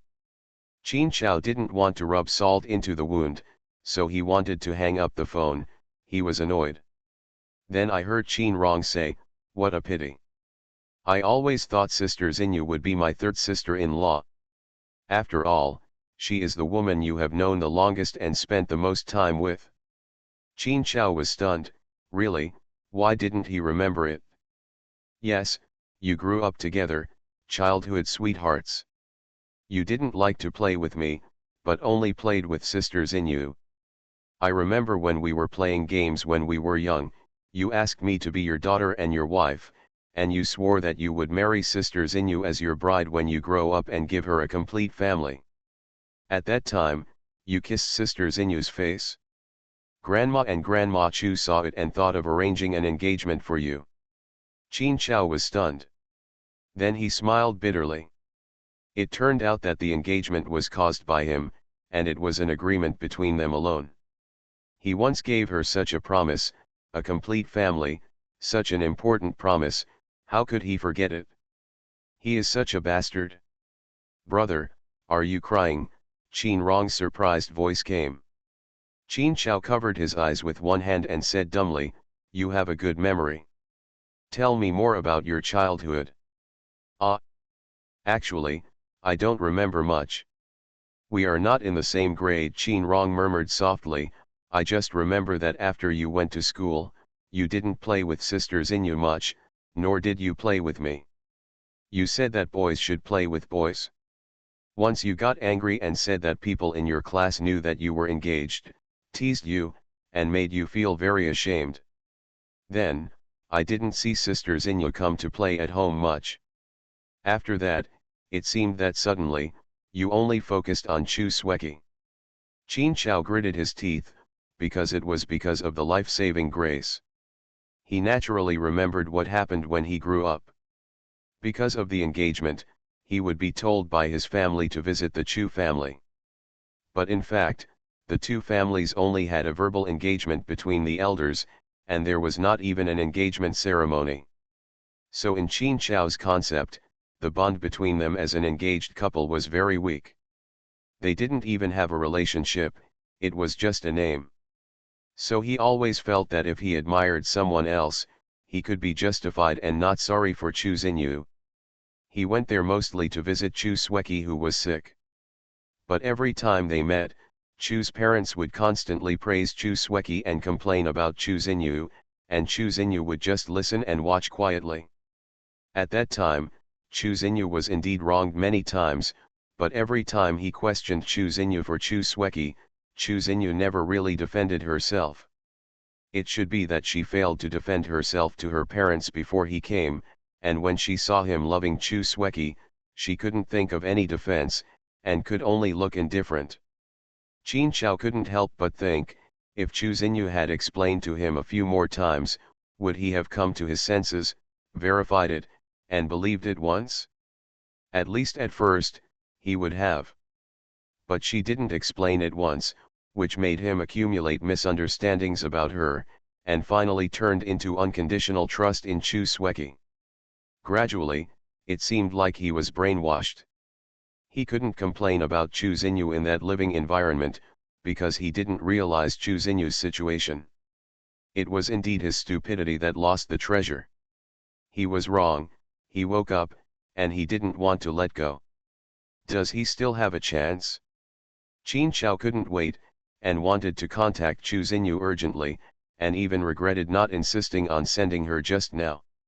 He should have been thick-skinned to the end. No one answered the phone. He sent a message. Do you have a place to stay? Let me know when you need help. I still owe you a life-saving favor, let me know that you are safe now, okay? There was no response. He called again, but suddenly the call was disconnected. When he sent a message again, he saw a red exclamation mark. He was blocked. Spoiler alert. Spoiler, because too many readers misunderstood, I went to the book review area to give new readers a low score to avoid spoilers. There is really no way, I can only spoil the issues that everyone cares about in the previous chapters. No matter what the next plot is, it doesn't say they are together, it doesn't say they are together, it doesn't say they are together. Important things are said 3 times. Writing a book is not easy, please don't make a conclusion easily, XX. After The Wife of a Wealthy Family was read by her mind, the melon field was full of wild animals. Author, Yuze. Chapter 27. Because her previous agent was banned, Ji Fei can only stay at home. Although Ji Fei decided to have fun and enjoy life, it would be too boring to keep going like this. Qin 11 went to school, and Qin Yan was arranged by Qin's father to get back in touch with the company's hospital affairs. Qin's mother and various old sisters had afternoon tea, but Ji-Fei had no friends, no job, and nothing to do. After much deliberation, she couldn't let her superior appearance go to waste and she still had to go back to the entertainment industry. In this way, not only can you eat melons at a close distance, you can always prepare for the next spring surrounded by handsome men and beautiful women, but you can also easily make a lot of money and save a divorce fund to wait for Qin Xian to kick her for his first love in the future. It was wonderful to think about, so I mentioned it to Qin Xian. Qin Xian said that he would help her rearrange the studio, but Ji-Fei didn't expect that Qin Xian would let her interview the agent by herself. Those who can come to interview in front of a fool like her are not powerful agents. Forget it, in the entertainment industry, those with good character are in the minority. Even if he's well hidden, it's like running naked in front of Ji-Fei. During the interview, no one said a word. Later, Ji-Fei was worried that Qin Xian would be impatient, but Qin Xian didn't say a word and no agent came to sign up. Qin Xian directly packed Ji-Fei and sent him to Qin Chao's studio. When being received, Ji-Fei was stunned. There are only two people in the office.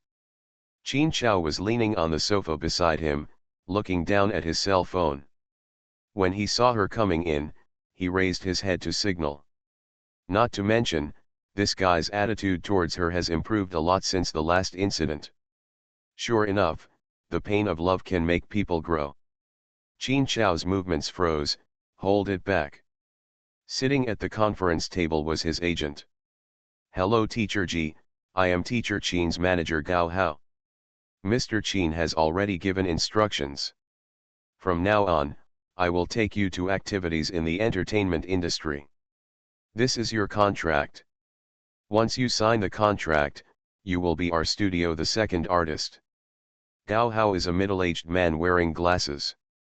He smiles and looks relatively friendly, but in the entertainment industry, he basically belongs to the smiling tiger type. Ji-Fei looked at Gao Hao and then at Qin Chao, who exuded the aura of resentment in the distance. Did you agree? Weren't you unwilling to do so before? Ji-Fei asked bluntly. I don't want this guy to be reluctant to accept it, and then be awkward again. Who should stop being awkward? Qin Chao gritted his teeth and said with some discomfort, it was before. Since you are my second sister-in-law, if you are on my side, my second brother can feel more at ease. Ah. Really? Hey, I have goosebumps all over my body. Okay, did he take the wrong medicine? Qin Chao. I have some doubts about the second brother's original intention of sending her here. Didn't she really make me angry to death? Gao Hao looked around awkwardly. Mr. Qin had indeed mentioned it before, but Qin Chao rejected it in front of Ji-Fei and threatened to leave if she was allowed in. Apparently the relationship between uncle and sister-in-law is very bad. So Gao Hao didn't understand why this top-notch person was suddenly willing to accept his sister-in-law to his studio. In fact, Qin Chao also wanted to thank Ji-Fei for choosing Yu's matter. Without Ji-Fei, he doesn't know what stupid things he would have done. But his relationship with Ji-Fei was too bad before and he couldn't become friendly all of a sudden. So when the second brother asked again, he agreed. It was not convenient for Ji-Fei to reveal his identity in the entertainment industry, so it would be better to have him escort her. Ji-Fei is still suspicious. Although you are the boss of the studio, I won't just listen to you. I have to decide by myself what kind of job I want. Is this okay? Gao Hao immediately smiled and said, don't worry, you can take a look at the contract first. Ji-Fei then lowered his head to look at the contract. After scanning it, he was shocked. She can freely choose all work, and she can take a break whenever she wants. The most important thing is to get a share of the work. In the previous studio, I still earned 28 cents just for showing off. Here, Ji-Fei is directly allowed to receive all the income, which is equivalent to not charging service fees in name, and is completely free of charge. You, Don't want wages, Ji-fei said in surprise. Gao Hao smiled and said, of course our salary is paid by teacher Qin. Gao Hao didn't think it was strange, he just treated her as a brother-in-law who respected his sister-in-law. Ji-fei also reacted and looked at Qin Chao in astonishment. Qin Chao felt that Ji-fei had nothing to say now, so he continued to look down at his phone. As a result, Ji-fei's voice was heard. He was indeed so stimulated by the loss of his love that he didn't care about anything anymore. Qin Chao took a deep breath. Are you going to sign or not? Naturally, I want to take advantage of such an advantage, so I sign quickly. Ji-fei looked calm on the outside, but was already singing happily on the inside. It's just that none of the notes are on the rhythm, but she still sings very well and can also arrange it. For an all-around top performer who is good at singing, dancing and acting, this is torture for the ears. Gao Hao smiled and took the contract and said, what kind of work does Mr. G probably want to do? I checked and you mainly shot print advertisements before. Ji-fei said, oh, my previous experience doesn't count. Now I just want to live a less tiring life with less money. Gao Hao almost couldn't maintain his smile. Qin Chao's expression was also difficult to describe. Why are you looking at me like this? Isn't this the ultimate dream of a working man? Don't you want this if you have a choice? Gao Hao was stunned. It seemed to be the truth. Qin Chao, who was born with a silver spoon in his mouth, could not understand, but he was too lazy to argue with Ji-fei. Okay, it will be less tiring for less money and more money. Find her according to the standard, Qin Chao said. By the way, exclude the singer route as an option. Ji-fei? Gao Hao had also seen strong winds and waves, and he immediately raised his formulaic smile and said, okay, no problem. Seeing that things were almost done, Qin Chao lost his temper and said with some dejection, then I'll go, and I'll leave the rest to you, brother Gao. After speaking, he asks Yang Ji-fei, is it no problem? Ji-fei nodded. Tisk, tisk, tisk, look at his face as a widower, he must be sad because he can't contact Chu Xinyu. Qin Chao glanced at Ji-fei weakly, really too lazy to argue, as if his energy had been taken away that night. Should you tell him that Chu Xinyu is going to apply to go abroad, forget it, there is no regret medicine in the world, belated affection is worthless than grass. Sure enough, the drama of chasing his wife in the crematorium was not staged casually. Qin Chao's face darkened and his breathing became rapid. She's actually leaving? During these days, not only could he not contact Chu Xinyu, he could not see anyone even when he went to her school to look for her.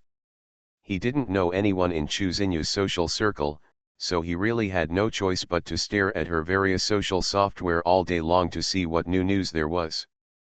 But Chu Xinyu is not the kind of person who can post updates. It seemed that as long as she didn't take the initiative to contact him, she would disappear from his world, leaving him without even a chance to regret. No matter how he knew he was wrong, that person would never look back at him. It's so difficult to stay in the same city. If she goes abroad again, it will really be. Qin Chao looked horrified and immediately turned around and walked out. This time, even if he was guarding the door of their school's laboratory day and night, he would still see someone. He still had a lot to say and he didn't want to leave any regrets. Seeing that Qin Chao was about to leave, Gao Hao suddenly thought of something and said, then for the industry's red wine tasting tonight, you. Qin Chao paused, as if he remembered something, his face turned cold. Push it away. Gao Hao was not surprised. Recently, Qin Chao has postponed almost all activities and went to colleges and universities to find people. As his agent, he naturally knew what happened. It's good and bad for him. The good thing is that he finally doesn't have to worry about that troublesome Chu Sueki. Even though he's not her manager, he always has to clean up her messes, and she has to use the softest tone to push her deepest. Damn it, I haven't dealt with it yet. Although the new teacher Ji's identity is not simple, he feels that he is much easier to get along with than Chu Sueki. The disadvantage is that he is struggling in the quagmire of love. He doesn't know how long it will take for a sentimental person like Qin Chao to recover, which makes him, as an agent, very helpless. As for the red wine tasting just mentioned, he knew that Qin Chao would not attend because it was originally an invitation accepted to help Chu Sueki introduce people to her. Nowadays, the Qin dynasty will naturally not make unnecessary moves. But just now Gao Hao thought that he could make use of this activity, so he said, I think this activity can be participated by Teacher Ji. Although there is no money, it can pave the way for the future. Teacher Ji is strictly a newcomer to our studio and needs get to know someone in the industry so that someone can apply for a job. Otherwise, if we just rely on our own initiative, we will be less selective. Originally, I wanted you to take Teacher Ji with you. Since you don't want to go, I'll take Ji with me. It's okay if the teacher goes, but the event is out of town and may require an overnight stay. Qin Chao looked at Ji Fei and said, it depends on your wishes. Just tell your second brother. I have something to do and am very busy.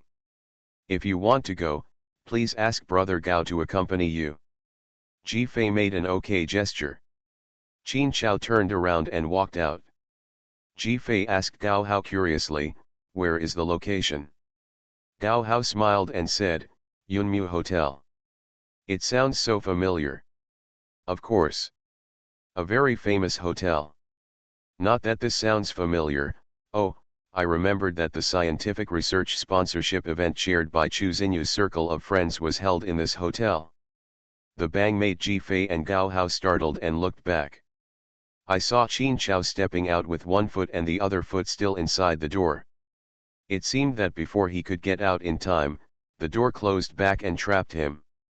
Because it is too inconsistent with his top-notch image. Ji Fei, poof. Gao Hao, endure. Ahem, what's wrong? Ah Chao, Gao Hao asked confused. There's something, I forgot to take it. Qin Chao walked toward the sofa with some distraction, holding on to the red mark on his forehead, and kept glancing at Ji Fei. Moments, Ji Fei could actually see Chu Xinyu's moments. When did they add their contact information? Neither the eldest sister nor the second brother had Chu Xinyu's contact information. The younger sister did, but she blocked him after saying a few words for him. How did Ji Fei do it? There is a feeling that the shortcut is all around you, but you are blind. The contact information was added when Ji Fei lent Chu Xinyu address. Because Ji Fei didn't talk to Chu Xinyu from beginning to end, Chu Xinyu forgot to block it. The activity link was shared as required, and Chu Xinyu didn't expect to be seen. Here Gao Hao continued to talk to Ji Fei about the hotel problem. It's all about eating, drinking, and having fun.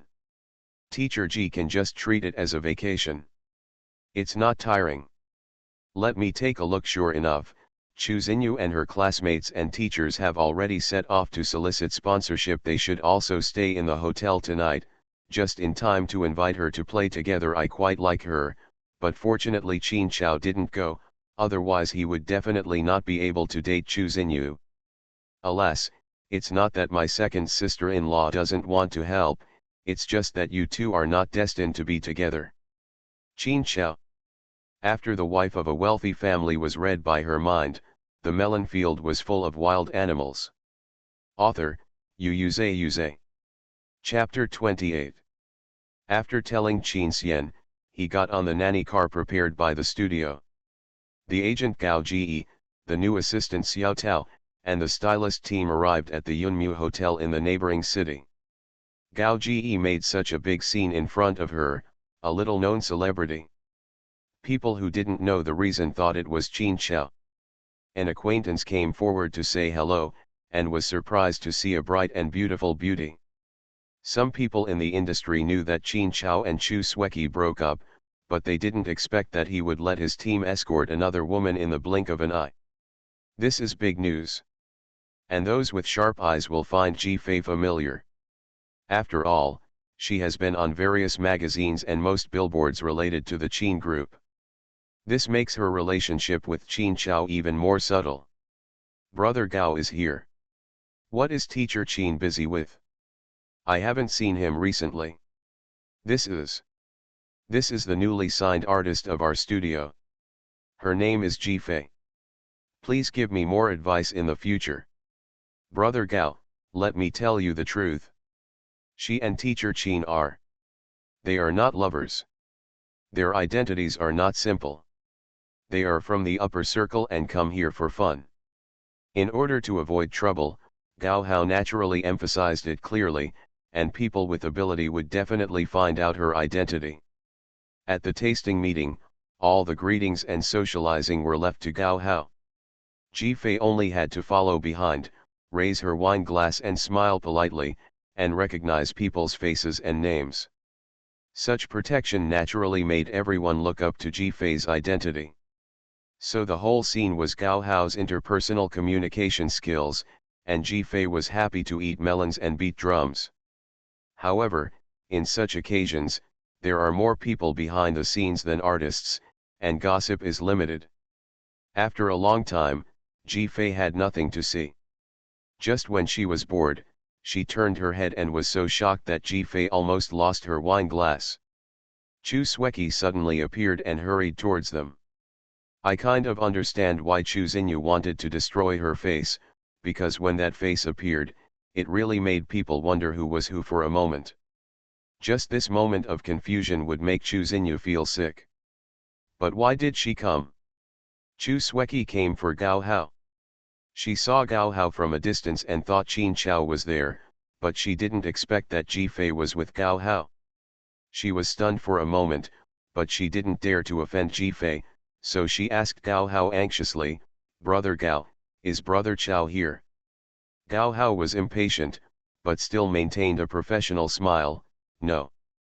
But Chu Sueki didn't believe it, "Is he here and doesn't want to see me?"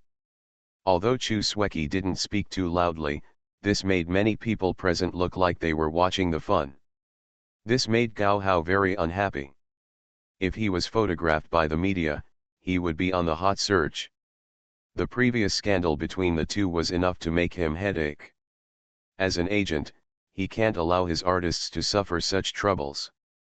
Knowing that Chu Sueki is a person who doesn't listen to others, Gao Hao can only use a delaying tactic.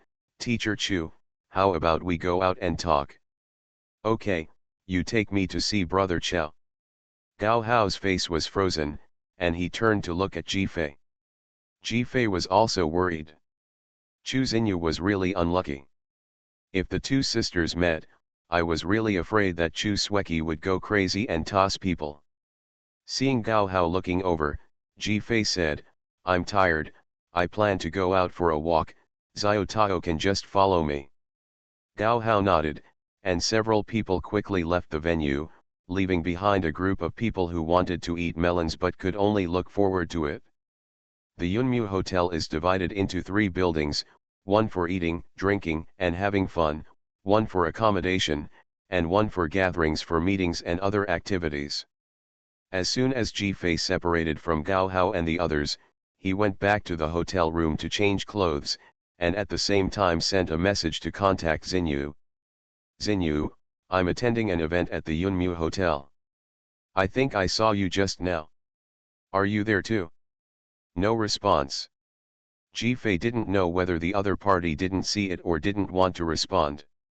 After all, she was Qin Chao's second sister-in-law, and maybe she wanted to get rid of them all.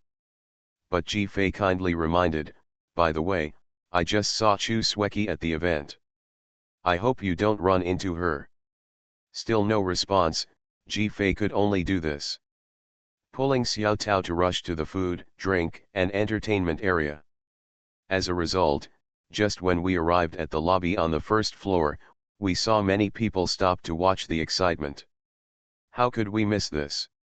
Jifei and Xiao Tao immediately braked and came forward to look inside. Oh my god, I saw a man kneeling and hugging a woman's legs, both of them were in their 20s. The man yelled, "Xiao Ya, I love you, I can't live without you, if you don't want me, I will die. The woman's eyes were red, so many people are watching, don't do this.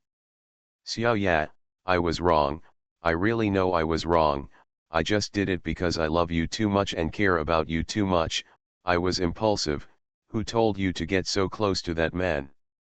Don't talk nonsense, you clearly know that's my professor. You always do this without knowing right from wrong, forget it, I don't want to say it, we have broken up, I don't want to break up, give me a chance to correct it, I beg you, the man said excitedly with a raised tone. The woman could only say aggrievedly, you have been jealous and hit the opposite sex around me more than once, you made me owe a lot of people, my friend said you have a psychological problem, you can't change it. I advised me to break up before, I gave you a chance, but this time you did it again, I am completely disappointed in you. Those people must have something in their minds. You are not a man.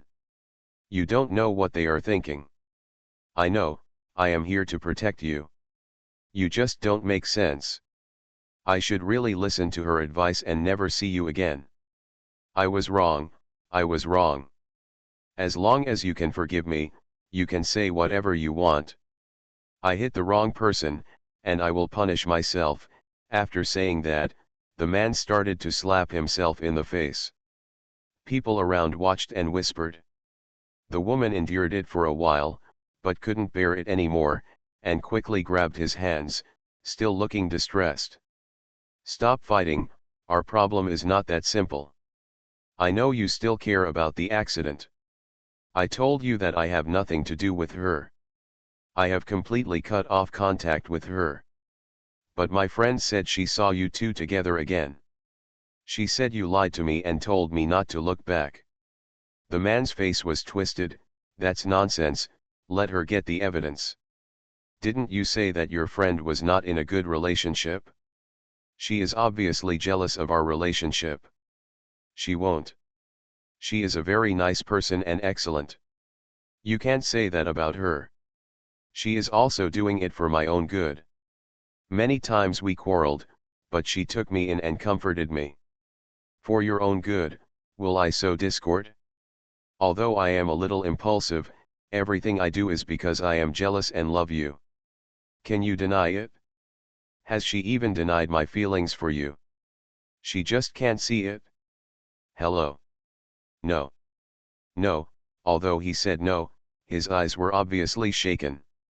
We have been together for so many years, wouldn't you rather believe that an outsider doesn't believe me? Even if I have a little problem, I still really love you. We were good friends before, but since you got together with her, you have changed. You were so good before, but now you are picking on me everywhere. It must have been her who was picking on me, and you were brainwashed. No. Everything she said makes sense. You control me so much that I don't have any freedom. I can't even make my own decisions about how to dress. Others have also advised me that I am a fan of the authorities. The woman looked struggling. Road. Those are just small things. I want to take care of you. And there's something you don't know. In fact, your friend is interested in me. The woman was shocked. What? Impossible, she obviously. Every time I go to see you, she stares at me and always advises you to break up with me. What if she doesn't have a crush on me? She just wants to break us up. But I don't like her, and I won't give her this chance, the man said indignantly. The woman was dumbfounded and seemed to be shocked by this possibility. She is so beautiful, just like a big star, why don't you look down on? It's you I love. Even if a god takes off his clothes in front of me, I won't look down on it. I'll go back and ask her. If it's true, I'll forgive you and give you another chance. If it's false, let's forget it. I don't want to be sad for you anymore, the woman struggled. Or pushed the man away and ran away. Window. Tabula equals window. Tabula. Tabula.push, mode, thumbspeed -01, container, Tabula below article thumbnail -300x250, placement, below article thumbnail -300x250, target. Type, mix. The man's legs were numb because he had been kneeling for too long, so he had no chance to catch up with the woman. Whatever you are looking at, get out of here, the man seemed to have just realized what he was doing. There were so many people around him watching his ugly appearance, and they were very angry. Jifei and Xiao Tao also dispersed with the crowd watching the fun. Gossip while shopping. Sister Fei, do you think they will reconcile? Xiao Tao asked curiously. Yes, Jifei guessed. Because I don't know the specific name, I can't use the system, and I don't know whether it's true or not, so I just take whatever I have. Huh? So you think what the man just said is true? Xiao Tao asked doubtfully, but I don't think that man is a good person. I don't know if it's true or not. Based on the woman's attitude just now, reconciliation is only a matter of time, Jifei said. If what the man said is true, there is nothing to say, but if what the man said is false, yes, then I can only sympathize with this woman's friend. Xiao Tao also said, yes, she is obviously helping, but she is imagined by the man as an evil woman who has a crush on him and sows a relationship. It's not the scariest thing. Xiao Tao gnawed on the crepe and looked over in confusion. Jifei held the candied hawes in her mouth and said vaguely, the most terrifying thing is that the woman transferred all the conflicts to her friend. As a result, the man will only hate this friend for provoking it. If they reconcile later, this friend will no longer be a human being. This is the so-called ghost friend. Xiao Tao, stay away from this kind of friends in the future. Xiao Tao nodded quickly, saying that she would definitely make friends with her eyes wide open. The next second Xiao Tao exclaimed, that woman. Jifei turned around and saw the woman named Xiao walking into a nearby coffee shop. The cafe has a huge glass window facing the pedestrian corridor outside. But Jifei didn't pay attention to the woman, but stared at the 2 rows of elegant seats with his eyes wide open like copper bells. In the cafe in the dining and entertainment area, 4 people who looked like college students were sitting together drinking coffee and discussing things. Our project is too advanced, and domestic investors are relatively conservative. It is estimated that it will be difficult to succeed this time. When we go abroad, we can only try to find foreign venture capital. Although we have to cooperate with foreign research institutions, the professor still hopes that the dominant power will be in the hands of his own family, otherwise he would not work so hard to find investment in China. How about we think of another way? Xinyu, you are not from the Chu family. Someone was about to say something, but was suddenly interrupted. The 3 people sitting at the same seat looked at Chu Xinyu awkwardly. Sorry, I spoke too quickly. The person who spoke apologized quickly. Chu Xinyu, who was sitting over there, just smiled faintly and said, nothing, let's think of another way. Chu Xinyu had a neat short hair, short like a boy's sports hair, with black framed glasses as decoration, and a simple white village shirt. Even if she was sitting in a place with such a large flow of people, no one would associate her with the new star Chu Sweki. As they were talking, suddenly a pleasant male voice came from the private room behind them. Is it convenient for me to participate in the discussion? I am very interested in your research project and have the intention to invest. Chu Xinyu's whole body froze, but others looked up in confusion. I saw a slender man wearing a hat, sunglasses, and a black mask, with one hand supporting the back of the private room sofa, and one hand hooking under the mask, revealing a beautiful lip shape, and slowly said, "Can I sit down?" Everyone reacted, their eyes widened, and their eyes kept glancing at Chu Xinyu. Chu Xinyu's fiancée is the big star Qin Xiao. Those who have been classmates with Chu Xinyu for many years still know a little bit. And they have seen each other from a distance several times. Occasionally, they would be curious about the hot searches around them, as if this fiancé had a closer relationship with Chu Xinyu's twin sister. Not long ago, Chu Xinyu came back and made up her mind to go abroad with the team to do research. The professor asked her about her personal affairs, and she said that she had dealt with them all. At that time, they learned that Chu Xinyu had broken off her engagement and severed ties with her family. They guessed that the fiancée and her sister were really together, because they were busy researchers and couldn't see each other. They were in the entertainment industry and could see each other every day. They felt sorry for Chu Xinyu. After all, they had known each other for so many years. Even if they were not sensitive, they knew that Chu Xinyu had someone in her heart, so she rejected everyone's pursuit. But Chu Xinyu didn't seem to need their comfort, so everyone could only try not to mention it. It's just that this former fiancé, a top star, how could he appear here in disguise? What did you just say? Still want to invest in them? It's obvious that he came for Chu Xinyu. Could it be, to get back together? Even a scientific research madman who was calm as water couldn't help but ignite the soul of gossip at this moment. The female researcher sitting next to Chu Xinyu simply stood up and rushed to the opposite position. The three of them held coffee together and dared not breathe. When Qin Chao saw the new image of Chu Xinyu, his heart was about to jump out. That was not his preference, but Qin Chao had never been so sure. So I miss her so much.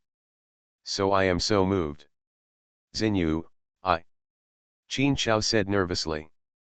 Although Mr. Qin is a star, we need a lot of investment, and Mr. Qin doesn't seem to have the strength, Chu Xinyu suddenly said. But she didn't even look at him. Chu Xinyu would not refuse out of temper. After all, it was their entire team's business. No matter what Qin Chao's purpose was, they needed investment, and Qin Chao wanted to invest, that was official business. Qin Chao choked and said immediately, "Don't worry, your research is so meaningful, my second brother will also be interested. I am not investing in you as a star, but negotiating with you on behalf of the Qin group." When everyone heard this, they were immediately excited. Because the Qin group has nothing to do with their research, they have never considered it. If Mr. Qin is really interested in investing, just go and talk to our professor, not to us. Chu Xinyu looked indifferent, and then said to the person opposite, "Senior, please take Mr. Qin to the professor." Qin Chao immediately became anxious. "I don't want it, I'll talk to you." Chu Xinyu's face sank, and finally looked at Qin Chao. The obvious impatience in her eyes stung Qin Chao. Qin Chao's eyes were red uncontrollably. He couldn't stand Chu Xinyu looking at him like this. "Can't I talk to you? I still have a lot to say to you. Use money and power to force me? So you can do this trick?" Qin Chao's face collapsed instantly. After a few seconds, he couldn't stand Chu Xinyu's eyes, and didn't want to make Chu Xinyu angry again. Anyway, as long as he could invest, he would have the opportunity to know her movements in the future. "Okay, I know, I'll go see your professor." Qin Chao stood up dejectedly. "Don't worry, I'll take care of the investment." Chu Xinyu was surprised for a moment. After all, according to Qin Chao's temper towards her over the years, it was impossible for him to give in to this point. This made her a little dazed, as if she saw Qin Chao, who made her angry when she was a child, would also shrug his head like this and listen to her. Chu Xinyu came back to her senses, aware of the fluctuations in her heart, and quickly lowered her head to drink coffee. Qin Chao looked at Chu Xinyu reluctantly, and finally had no choice but to raise his head and leave. As a result, the moment he looked up, he let out a short exclamation and looked out of the glass wall in astonishment. Everyone was startled by him, and their attention was also shifted to the outside, and they were also startled. Two girls carrying large and small bags were standing by the glass wall, and the prettiest one of them was staring at them. A pair of eyes were full of curiosity, staring wide. "Is this, Mr. Qin's fan?" someone asked. Chu Xinyu looked at Ji Fei, who was looking at her in astonishment. "It's his second sister-in-law." Window. Tabula equals window. Tabula. Taboola.push, mode, thumbs feed -01, container, Taboola below article thumbnail -300x250, placement, below article thumbnail -300x250, target. Type, mix. You are listening to novels at Bless Up channel. Wish you happiness and luck. Please subscribe to receive new novels. How do you feel about this novel? Please like and leave a comment. After the wife of a wealthy family was read by her mind, the melon field was full of wild animals. Author, Xuanhuan. Chapter 29. Jifei asks Xiao Tao to send back the things she bought, but she squeezed in to join in the fun. In the private seats, sitting opposite were a trio of researchers who were eagerly waiting to eat. Sitting on the benches here are Chu Xinyu, Jifei, and Qin Xiao. Jifei sat in the middle very unceremoniously, but this was also the result Chu Xinyu wanted. Hello, Jifei greeted warmly and sunnily. I'm tired of shopping. I was just about to come in for a cup of coffee. I didn't expect to meet you by chance. I didn't expect you to be there. Jifei looked at Qin Xiao with a smile and pointed out something. Live version of Wife Chasing Crematorium, oh ho. Qin Xiao's face was stiff. But Jifei's interruption gave him a chance to breathe after he was about to be driven away. For this, Qin Xiao was still grateful to Jifei. Chu Xinyu still had a good attitude towards Jifei. Didn't you come together? Chu Xinyu asked doubtfully.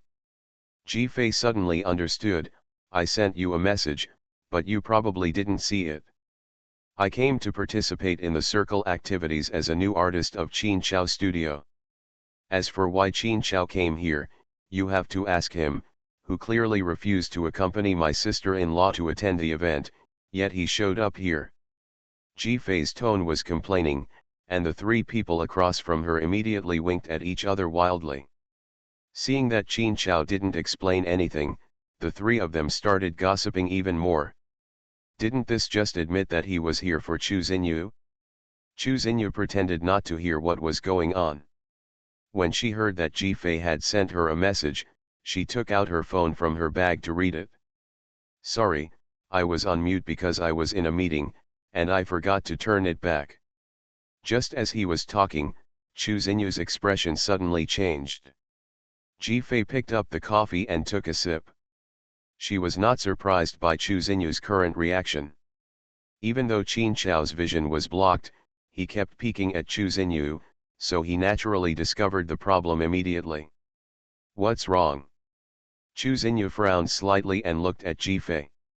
Jifei smiled, then turned to Qin Xiao and whispered, Oh, it's nothing. I just met Chu Sweki when I was participating in the event and reminded Xinyu to be careful. Although it was quiet, everyone could hear it, and it suddenly became quieter. Qin Xiao's face turned cold and he looked at Chu Xinyu anxiously. I didn't know she was there. I had blocked her in all ways. But Chu Xinyu looked away expressionlessly. That's between you two, you don't need to tell me. Jifei watched the excitement and said, she is here to find you. She was temporarily tricked by Brother Gao. Do you want to deal with it? Qin Xiao immediately glanced at Jifei angrily, picked up his phone and sent a message directly to Gao Hao. No need for me, Brother Gao knows that I will never see her again, and will find a way to make her leave. Good guy, stick to your masculine virtues. Why did you go there earlier?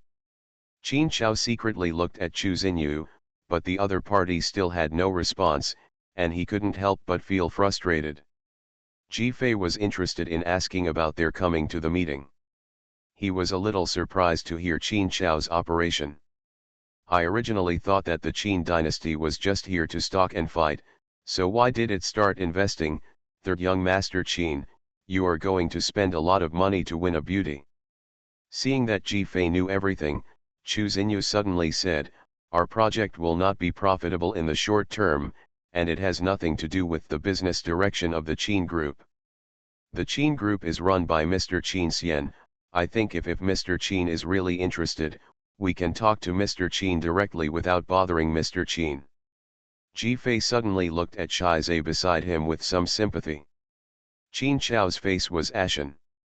Sure enough, Chu Xinyu's indifferent response was not an attempt to pick on Jiao at all. She was running away and he was chasing her, but she couldn't fly. People really let go and don't want to be entangled anymore. Qin Chao's heart was already hurting, but Ji-Fei's heart was still stabbing him. But Qin Chao became more and more frustrated, and even secretly pulled Ji-Fei's clothes from below, exchanging crazy glances. What? Eye cramps? Qin Chao, I ask for help from others, and I endure it. If my second brother listens to your report, he will have to follow the company's procedures. But if I listen first, confirm the situation, and make internal referrals from my side, it will save a lot of time. After all, I am also board members, aren't you in a hurry? Chu Xinyu looked at Ji-Fei with somewhat uncertain eyes. The only one who could verify it here was Ji-Fei. Really? Ji-Fei didn't expect that her first Shura scene would happen to her. As expected, there are risks in eating melons. You need to be careful when gossiping. If you are not careful, you may get angry. Although I really miss girl helps girl. Second sister-in-law, your phone seems to be vibrating.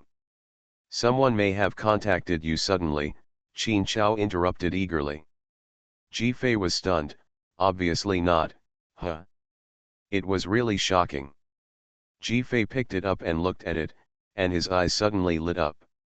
Transfer information, 500,000. Note, don't interfere. Just such a small thing is worth 500,000, is it so easy to make money? Who do you think I am? Hey, you're really good at reading people. Ji-Fei put down her phone and said with a serious face, I don't know either. Qin Chao breathed a sigh of relief. But he heard Ji-Fei suppressing a smile in his heart. Sure enough, pie will fall from the sky. I didn't know it in the first place. Qin Chao and I are just a couple on the surface, so it's good to know the internal processes of their company. Qin Chao is really being taken advantage of, ha ha ha ha. Qin Chao suddenly reacted, his breathing stagnated immediately, and he was so anxious that he really assumed that Ji-Fei and his second brother were a harmonious couple. In fact, what he said was true. He was just afraid that Ji-Fei would meddle in other people's business and eagerly matchmake. With his second brother's current attitude towards Ji-Fei, he might really make an exception for her to be recommended, so he stopped her. Qin Xian, who was working diligently to generate income for the family in the group office, felt his ears a little hot for no reason. Chu Xinyu had to give up after hearing the answer. She was not curious why Qin Chao was pestering her now. She just didn't want to have any contact with Qin Chao anymore. She didn't expect it to be so difficult. It was just as difficult as when she wanted to get close to him. Qin Chao was afraid that Chu Xinyu would ask him to talk to the professor, so he immediately asked the three people opposite. I don't need to see the professor. I definitely don't understand what he said. You just tell me about the prospects and your future plans. I just heard you say you want to go abroad. How much money do you need? In fact, the issue that Qin Chao cares about most is going abroad. After hearing the word going abroad, Chu Xinyu obviously relaxed. It was obvious that she felt that no matter how difficult it was now, she would leave soon anyway. The three people on the opposite side cooperated and said something honestly.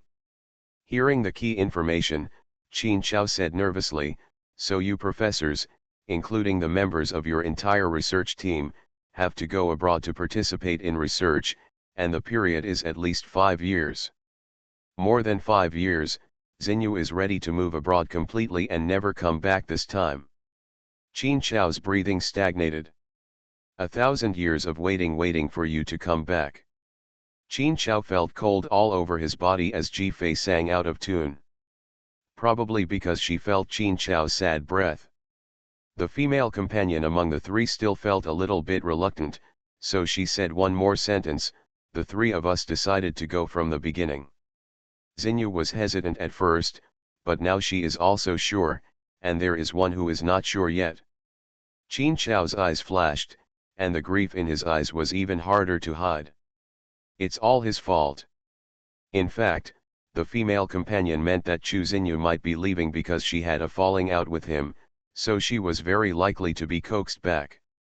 After all, there was a kind of love in their team that broke up and got back together, but would come back if coaxed.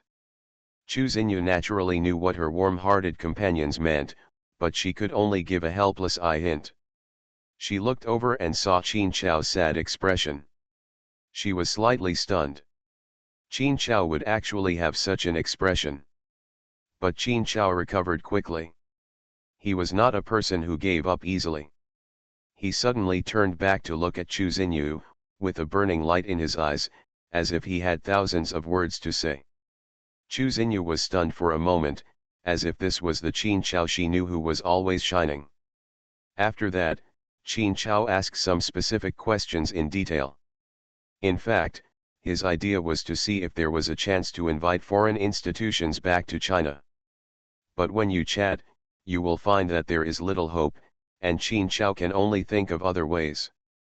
As he was talking, someone suddenly came over, accompanied by a surprised female voice. Huh? You are. The voice seemed to recognize Qin Xiao. Because of politeness, Qin Xiao took off his sunglasses and only wore a hat, with the mask pulled down to his chin. At this moment, Qin Xiao instinctively wanted to pull down the brim of his hat, but he saw the researcher opposite him quickly stood up and pulled the person to sit down. Don't be loud, it's exposed. We are talking about business with us. But, Qin Xiao, this is Qin Xiao, how could it be? Hello, Qin Xiao greeted politely.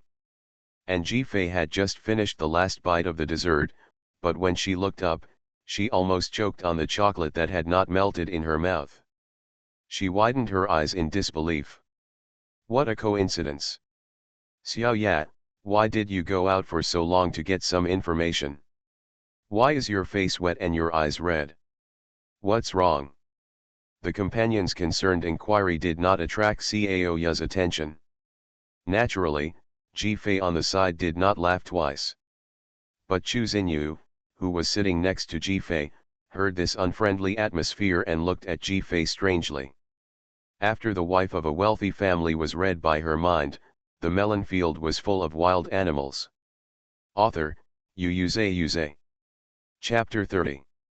My face was dirty, so I went to the bathroom here to clean it up first, so. Cao Ya explained vaguely, still surprised to see a top star here. Chu Xinyu noticed the details. Cao Ya's eyes were red, obviously crying. Thinking of the past, she worriedly said, Xiao Ya, tell me the truth, is that man chasing you?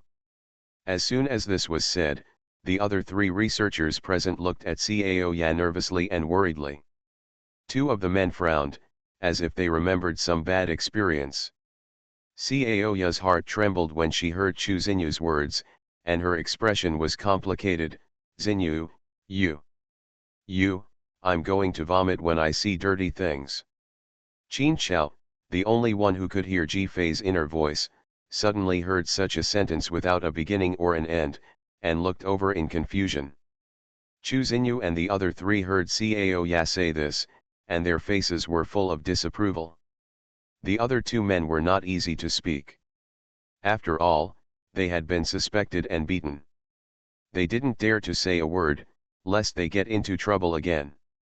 The female companion persuaded, Xiao Ya, is he chasing you and putting on an exaggerated show? Don't be fooled again. Don't be soft-hearted in front of such a man. But Cao Ya lowered her head and whispered, it's really hard to give up our feelings for so many years. Maybe he will really change this time. I see his expression is different from before. Chu Xinyu frowned and said, Xiao Ya, you should know that he has a tendency to violence and is very suspicious. At first, he treated outsiders indiscriminately, and he might punch you in the future. If you really want to give up the opportunity to go abroad for him, then really. Chu Xinyu hadn't finished speaking when her hand was suddenly held down by Jifei, interrupting her. Chu Xinyu was stunned. Before she looked at Jifei, she felt the strong dissatisfaction of Cao Ya opposite her. Xinyu, why do you say that about Aji? Do you want me to see him as a demon? I've known him since childhood, and I know him better than anyone else. What you said is really bad. Even though two people were trying to persuade her, she only targeted Xinyu. Without Jifei's thoughts, Qin Chao instantly raised his sharp thorns. How do you talk like that? Xinyu is kind-hearted. If you don't agree with her point of view, you should also know basic manners. The Qin family members are all protective of their shortcomings, and Qin Chao is even more so now. He simply regards Chu Xinyu as his own reverse scale. Whoever dares to speak rudely, the third young master Qin will not give him any face. It's still scary that someone who just spoke in a good tone suddenly turned his face. Especially Cao Ya, who didn't know Qin Chao at all, was so scared that she trembled and looked at Qin Chao in astonishment. No, I have no ill intentions. Then Xinyu has no ill intentions either. A confused and embarrassed expression flashed across Cao Ya's face, as if silently saying, who knows? Why, do you speak for her? You don't know the whole story. Cao Ya was still aggrieved. But what she said made people feel uncomfortable. Qin Chao wanted to say that I didn't speak for her, so how could I speak for you? What the hell? I'm happy, you. Qin Chao. Qin Chao was about to fight back when he was interrupted by Chu Xinyu. Although her tone was a bit fierce, she advanced from Mr. Qin to Qin Chao. Qin Chao felt his bones were soft and his whole body was like an electric shock. He wanted to ask Chu Xinyu to call him more on the spot. He hadn't heard her call his name for a long time. Qin Chao looked over eagerly, with an expression that said, if you call me, I will listen, I am very obedient. Jifei, who was sitting in the middle, was so angry that his hair stood up and he shrank his neck. Chu Xinyu called him because she was in a hurry. After all, Cao Ya was a member of their group, and it was not good to be lectured by Qin Chao, an outsider. Xiao Ya, our group will be going abroad soon. Think about your own affairs. Chu Xinyu had advised too many times and was really tired. If the other party was not a threat to safety, Xiao Ya would cry miserably every time, and Chu Xinyu would not have been so nosy. Now that she has been complained, it's even more forgetful. Cao Ya's eyes flickered, and she looked at Chu Xinyu with some doubt, even if Chu Xinyu was going abroad. Forget it, don't talk about my private affairs, because my affairs make everyone unhappy. I am also very sorry, Cao Ya said softly. The atmosphere improved a little. Everyone talked about something else and changed the topic. At this time, Cao Ya dared to throw out curiosity, so Mr. Qin is here to invest? Why would a star think of investing? Qin Chao didn't like this man, but for Chu Xinyu's face, he still planned to give some reasons. As a result, Jifei, who had been calm all the time, suddenly said, oh, because he is Xinyu's ex-fiancé. This sentence instantly made the scene quiet and weird. Others had been carefully avoiding such words, but they didn't expect Jifei to directly bring it up without considering the atmosphere. Chu Xinyu also looked at Jifei in astonishment. Qin Chao frowned. First, he didn't like the word former. Second, sister-in-law, don't hurt people. If you say this now, Xinyu will definitely be unhappy. I don't understand what Jifei is doing, so I plan to spend money to make her behave herself. As a result, I heard Jifei's happy complaints in her heart. What do you think? Are you stupid? Chu Xinyu's ex-fiancé is Qin Chao. Do you know what level he is? Qin Chao reacted and thought that Jifei was targeting Cao Ya. Ex-fiancé. From Xinyu, Cao Ya was so surprised that she couldn't close her mouth and was completely confused. Because when Cao Ya appeared in Chu Xinyu's social circle, Qin Chao had stopped interacting with Chu Xinyu at all. The fellow researchers tried their best not to mention anything they knew about the situation. Therefore, by some strange combination of circumstances, Cao Ya still didn't know about the two people in front of her. Relationship. At this time, Cao Ya's eyes lingered on the two of them in disbelief. Even instinctively denying it, he pointed blankly at Ji Fei and Qin Chao and said, "Aren't you a couple?" Qin Chao suddenly resisted. "Ji Fei, I am Xinyu's former sister-in-law and his second sister-in-law." Cao Ya's expression became even more subtle. Not only her ex-fiancé, but also her family members came to look for Chu Xinyu. "Are you here to persuade?" Chu Xinyu said uncomfortably, "We have nothing to do with each other anymore.